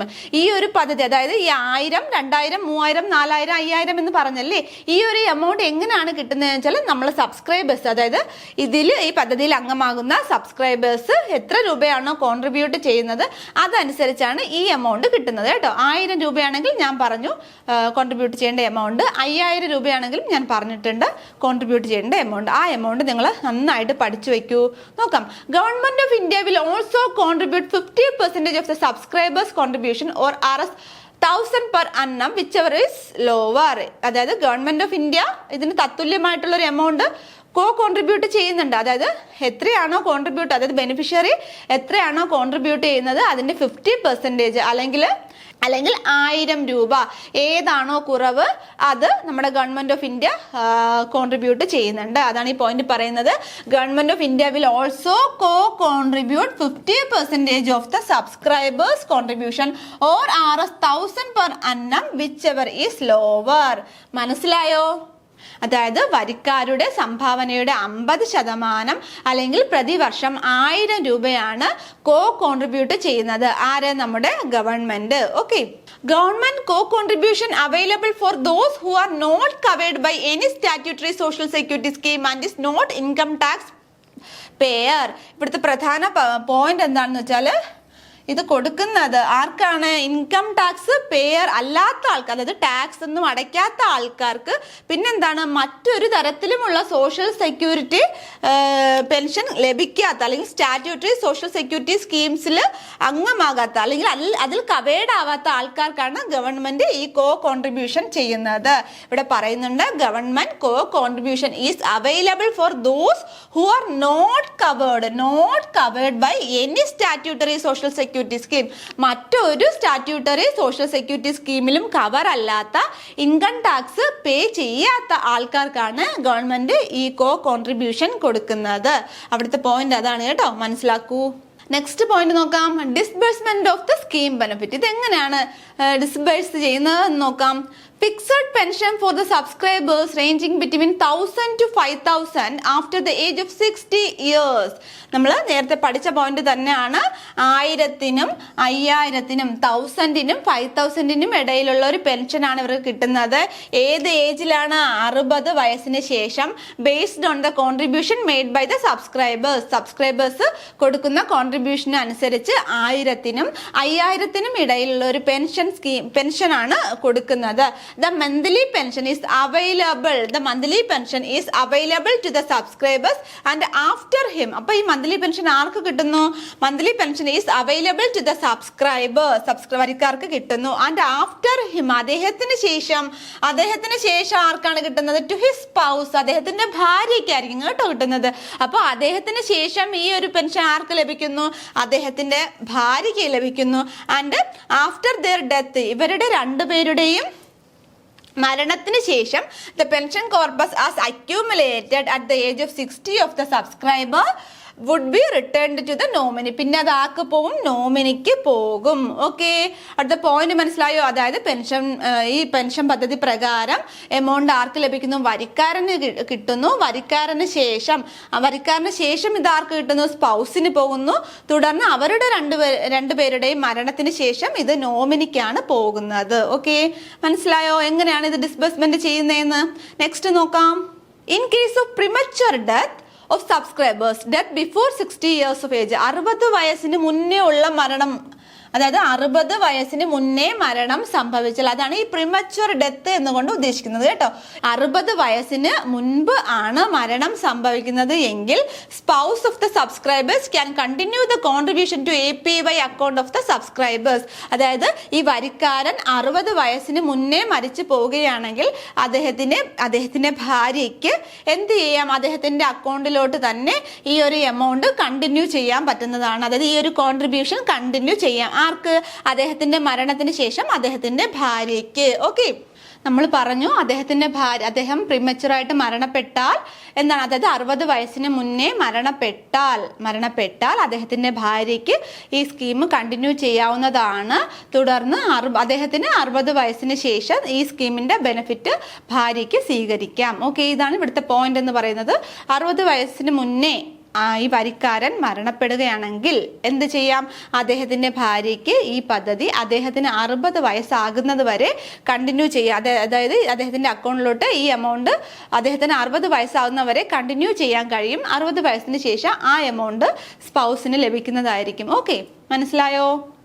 Okay, അപ്പോൾ നമ്മൾ 2 സ്കീമും പഠിച്ചു കഴിഞ്ഞു. നമ്മൾ ഏതൊക്കെ സ്കീമുകളാണ് പഠിച്ചത്? പ്രധാനമന്ത്രി സുരക്ഷാ ബീമാ യോജനയും പഠിച്ചു, അടൽ പെൻഷൻ യോജനയും പഠിച്ചു. ഈ 2 പദ്ധതികളെയും റൂൾസ് ആൻഡ് റെഗുലേഷൻസ് ഒക്കെ പഠിച്ചു അല്ലേ? ഇപ്പോൾ ആകെ കൂടെ ഒരു കൺഫ്യൂഷൻ വന്നിട്ടുണ്ടോ? നമ്മുടെ ആ എമൗണ്ടിലും പ്രീമിയത്തിലും അടയ്ക്കേണ്ട കാര്യങ്ങളിലൊക്കെ ചെറിയൊരു കൺഫ്യൂഷൻ ആർക്കെങ്കിലും വന്നിട്ടുണ്ടോ? ഓക്കെ, നമുക്ക് ഇതെല്ലാം എവിടെ വെച്ച് പരിഹരിക്കാൻ പറ്റും? ക്വസ്റ്റ്യനിലൂടെ നമുക്ക് പരിഹരിക്കാൻ കഴിയും. അതുകൊണ്ട് തന്നെ മാക്സിമം ക്വസ്റ്റ്യൻസ് വർക്കൗട്ട് ചെയ്താൽ നമ്മുടെ കൺഫ്യൂഷനൊക്കെ മാറി കിട്ടും കേട്ടോ. അപ്പോൾ അതുകൊണ്ട് തന്നെ നമുക്ക് കുറച്ച് ക്വസ്റ്റ്യൻസ് വർക്കൗട്ട് ചെയ്യാം. നോക്കാം. ഫസ്റ്റ് ക്വസ്റ്റ്യനിലോട്ട് പോയാലോ? ഓക്കെ, ക്വസ്റ്റ്യൻ നോക്കൂ. ഹൂ ലോഞ്ച് ദ പ്രധാനമന്ത്രി സുരക്ഷാ ബീമാ യോജന? ആരാണ് പ്രധാനമന്ത്രി സുരക്ഷാ ബീമാ യോജന ലോഞ്ച് ചെയ്തത്? ആരാണ്? നോക്കൂ. Option A Manmohan Singh, option B Narendra Modi, option C Arun Jaitley, option D Amit Shah. നോക്കൂ, ആരാണ്? അറിയാല്ലേ? ഞാൻ പറഞ്ഞു ആരാണ്? ഓപ്ഷൻ ബി നരേന്ദ്രമോദിയാണ് അല്ലെ? നമ്മുടെ ബഹുമാനപ്പെട്ട പ്രധാനമന്ത്രി നരേന്ദ്രമോദിയാണ് പ്രധാനമന്ത്രി സുരക്ഷാ ബീമാ യോജന ലോഞ്ച് ചെയ്തത്. ഈ ക്വസ്റ്റ്യൻ ആൻസർ എല്ലാവർക്കും തന്നെ അറിയായിരിക്കും അല്ലെ?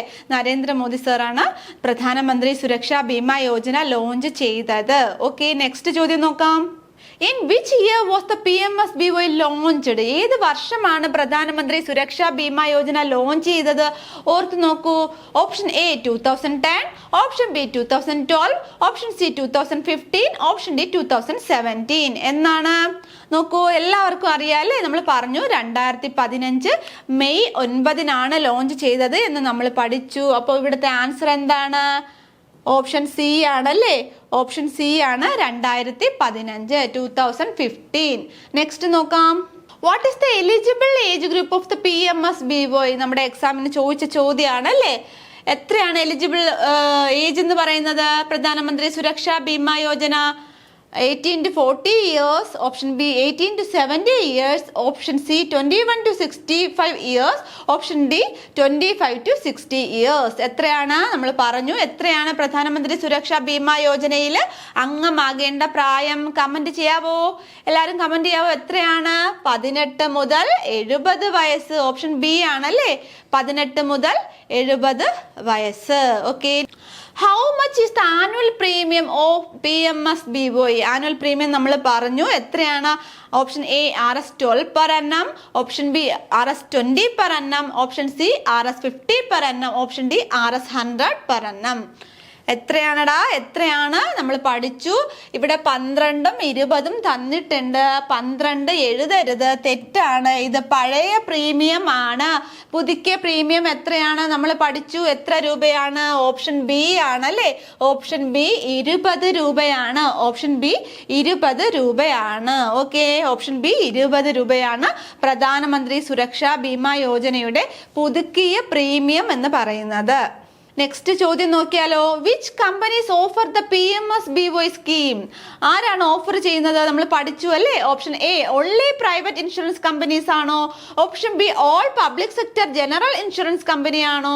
Option C only multinational company ആണോ? Option D only state government companies ആണോ? നമ്മൾ റിവൈസ് ചെയ്ത്, അതായത് ഒരുപാട് പ്രാവശ്യം ആവർത്തിച്ച് നമ്മൾ പഠിച്ചായിരുന്നു. ഏതാണ് ആൻസർ? നോക്കൂ, ഓപ്ഷൻ എ ആണോ? എ തെറ്റാണല്ലേ. നമ്മുടെ ആൻസർ ഓപ്ഷൻ ബി ആണ്. All public sector general insurance കമ്പനിയാണ് PMSBY എന്താണ് ഓഫർ ചെയ്യുന്നത്. ഓക്കെ, നെക്സ്റ്റ് ചോദ്യം നോക്കാം. PMSBY is an insurance scheme covering what type of incident? എന്ത് ടൈപ്പ് ഓഫ് ഇൻസിഡന്റ് ആണ് PMSBY കവർ ചെയ്യുന്നത്? ഞാൻ പറഞ്ഞു, PMSBY നിങ്ങൾ പഠിച്ചു വച്ചിരിക്കേണ്ടത് ഇതൊരു ആക്സിഡന്റ് ഇൻഷുറൻസ് സ്കീമാണെന്ന് പ്രത്യേകം പഠിച്ചു വച്ചിരിക്കുക. ഓക്കെ, നമ്മൾ പറഞ്ഞിട്ടുണ്ടായിരുന്നു സൂയിസൈഡ്, ആത്മഹത്യ ചെയ്യുന്ന വ്യക്തിക്ക്, അതായത് ഈ പദ്ധതിയിൽ ചേർന്ന ശേഷം ആത്മഹത്യ ചെയ്യുകയാണെങ്കിൽ, സബ്സ്ക്രൈബർ ആത്മഹത്യ ചെയ്യുകയാണെങ്കിൽ ഈ പദ്ധതി പ്രകാരം ആനുകൂല്യം ലഭിക്കില്ല. തെറ്റാണ്. സൂയിസൈഡ് തെറ്റാണ്. പിന്നെ എന്താണ് നമ്മൾ പഠിച്ചു? ഇതൊരു accidental death and disability case ആണല്ലേ. എന്താണ്? ഓപ്ഷൻ ബി ആണ് answer. Accidental death and disability. Option B ആണ് ആൻസർ. ഓക്കെ, നെക്സ്റ്റ് ചോദ്യം നോക്കിയാലോ. What is the auto debit date for the PMSBY premium?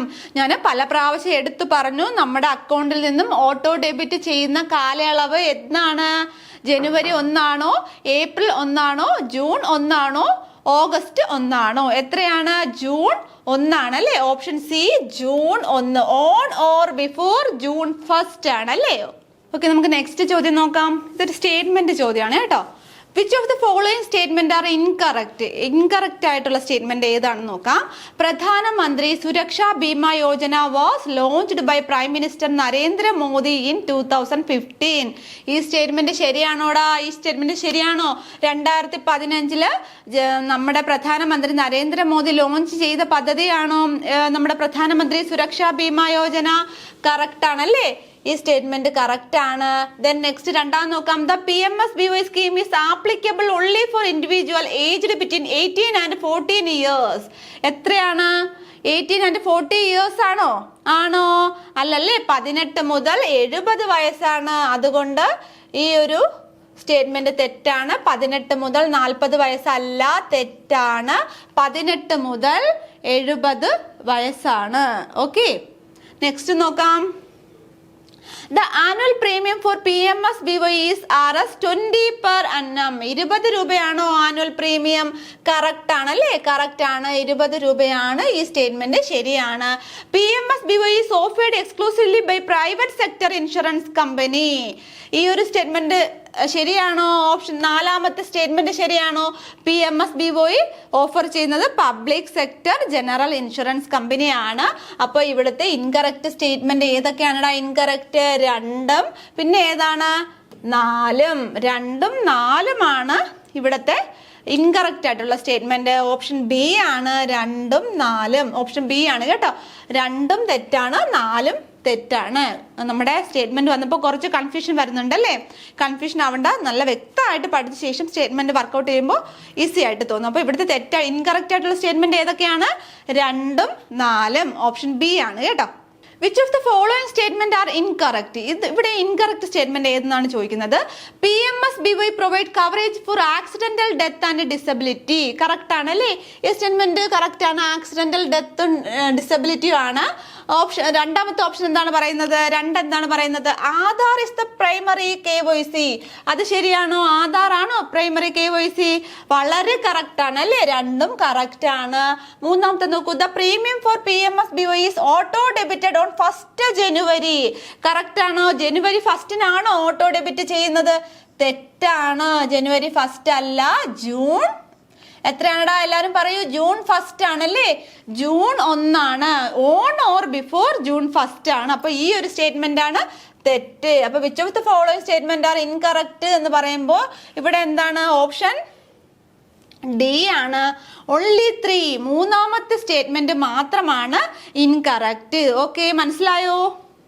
Which of the following statement are correct? ഇത്രയും നേരം നമ്മൾ incorrect ആണല്ലേ നോക്കിക്കൊണ്ടിരുന്നത്. ഇനി നമുക്ക് കറക്റ്റ്, അതായത് നിങ്ങൾ എക്സാമിൽ പോയി എക്സാം അറ്റൻഡ് ചെയ്യുമ്പോൾ നമ്മൾ ഈ ക്വസ്റ്റ്യനിൽ ആദ്യം ഇവിടെ ഒന്ന് കറക്റ്റ് ആണോ ഇൻകറക്റ്റ് ആണോ എന്നറിയാം. ആദ്യം ആ ക്വസ്റ്റ്യനിൽ ഇങ്ങനെ ഒരു മാർക്ക് ചെയ്യുന്നത് വളരെ എളുപ്പമാകും കേട്ടോ. പെട്ടെന്ന് നമ്മൾ കണ്ണിൽ ഇൻകറക്റ്റ് ആണോ കറക്റ്റ് ആണോ എന്നൊക്കെ തിരിഞ്ഞു പോകും. അപ്പോൾ എന്താണ്? Which of the following statements are correct? ശരിയായ സ്റ്റേറ്റ്മെന്റ് ഏതെന്നാണ് ചോദിക്കുന്നത്. PMSBY offers A death benefit of Rs 1 lakh. 1 ലക്ഷം ആണോ മരണം സംഭവിച്ചാൽ കിട്ടുന്നത്? തെറ്റാണ് അല്ലേ? തെറ്റാണ്. 1 ലക്ഷമല്ല, 2 ലക്ഷമാണ് കേട്ടോ. 2 ലക്ഷമാണ് മരണം സംഭവിച്ചാൽ കിട്ടുന്നത്. Atal pension Yojana was also launched by Narendra Modi in 2015. അത് കറക്റ്റ് ആണല്ലേ? നമ്മുടെ നരേന്ദ്രമോദി തന്നെയാണ് 2015 അടൽ പെൻഷൻ യോജന ലോഞ്ച് ചെയ്തത്. കറക്റ്റ് ആണ്.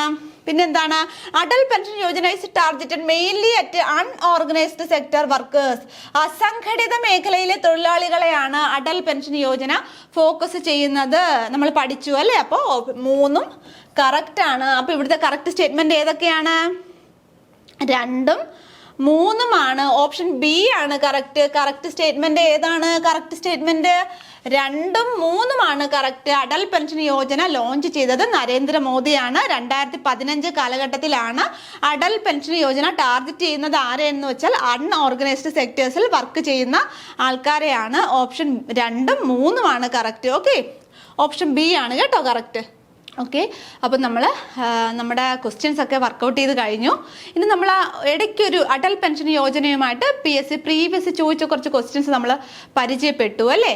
നമുക്ക് ആ ക്വസ്റ്റ്യനിലോട്ട് പോകാൻ. നമ്മൾ 2 സ്കീമും പഠിച്ചു കഴിഞ്ഞു. അടൽ പെൻഷൻ യോജന വളരെ വ്യക്തമായിട്ട് നമ്മൾ പഠിച്ചു അല്ലേ? അപ്പോൾ ഇനി നമുക്ക് ആ അടൽ പെൻഷൻ യോജനയുമായിട്ട് PSC ഖാദി ആൻഡ് വില്ലേജ് ഇൻഡസ്ട്രീസിലും സഹകരണത്തിൽ ജൂനിയർ ഇൻസ്പെക്ടർ ചോദിച്ച ക്വസ്റ്റ്യൻസും കൂടെ 2 ക്വസ്റ്റ്യൻ ചോദിച്ചിട്ടുണ്ടായിരുന്നു. ആ 2 ക്വസ്റ്റ്യൻ ഒന്ന് നോക്കിയാലോ? ഓക്കെ, നോക്കാം. Junior cooperative inspector Kerala Khadi and village ഇൻഡസ്ട്രീസിൽ ചോദിച്ച 71ാമത്തെ ചോദ്യം അടൽ പെൻഷൻ യോജനയുമായിട്ട് ബന്ധപ്പെട്ട് എന്താണ്? The maximum age for joining in the Atal pension Yojana. Atal pension യോജനയിൽ ജോയിൻ ചെയ്യേണ്ട മാക്സിമം ഏജ് എത്രയാണ് എന്നാണ് ചോദിക്കുന്നത്. എത്രയാണ്? ഇപ്പം എല്ലാവർക്കും അറിയാം അടൽ പെൻഷൻ യോജനയിൽ അംഗമാകാനുള്ള പ്രായം 18നും 40 വയസ്സിനും ഇടയിലാണ്. എത്രയാണ് പ്രായം? 18നും 40 വയസ്സിനും ഇടയിൽ. അപ്പൊ ഇവിടെ എത്രയാണ് പറയുന്നത്? മാക്സിമം ഏജ് ആണ് പറയുന്നത് അല്ലേ? മാക്സിമം ഏജ് എത്രയാണ്? മാക്സിമം 40 വയസ്സാണ് അല്ലേ? 40 വയസ്സ്. ഓപ്ഷൻ എ ആണ് correct answer. The maximum age for joining in the Atal pension Yojana 40 years. 40 വയസ്സാണ്. കുറഞ്ഞ പ്രായം എത്രയാണ്? 18 വയസ്സ്.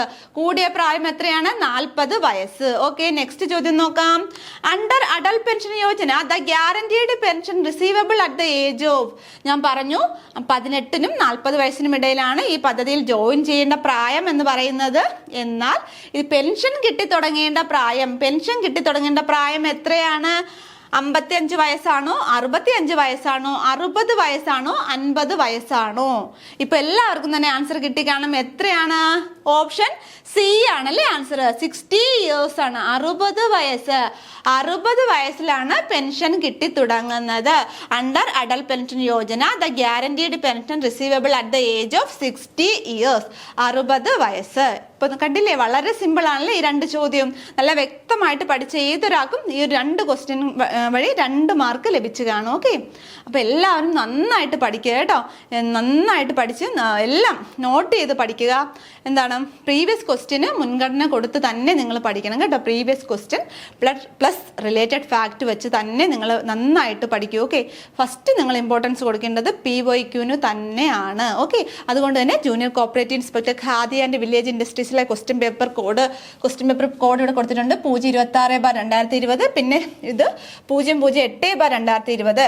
ഈ ക്വസ്റ്റ്യൻ പേപ്പർ കോഡ് കൊടുത്തിരിക്കുന്നത് നിങ്ങൾക്ക് കേരള PSCയുടെ വെബ്സൈറ്റിൽ നിന്ന് ഡൗൺലോഡ് ചെയ്യാൻ വേണ്ടിയാണ്. ഈ 2 ക്വസ്റ്റ്യൻ പേപ്പറും ഡൗൺലോഡ് ചെയ്ത് വളരെ നന്നായിട്ട് വർക്കൗട്ട് ചെയ്ത് പഠിക്കുക. ഓക്കെ, അപ്പോൾ നമ്മുടെ ഇന്നത്തെ ക്ലാസ് ഇവിടെ വൈൻഡപ്പ് ചെയ്യാൻ പോവുകയാണ് കേട്ടോ. അപ്പോൾ എല്ലാവരും നന്നായിട്ട് പഠിക്കുക. ഇപ്പോഴേ തന്നെ പഠിച്ച് തുടങ്ങിക്കോളൂ. ഓക്കെ, ഈ ഒരു സ്കീം മനസ്സിലായി എന്ന് കരുതുന്നു. നമുക്ക് അടുത്ത ക്ലാസ്സിൽ വീണ്ടും കാണാം. താങ്ക്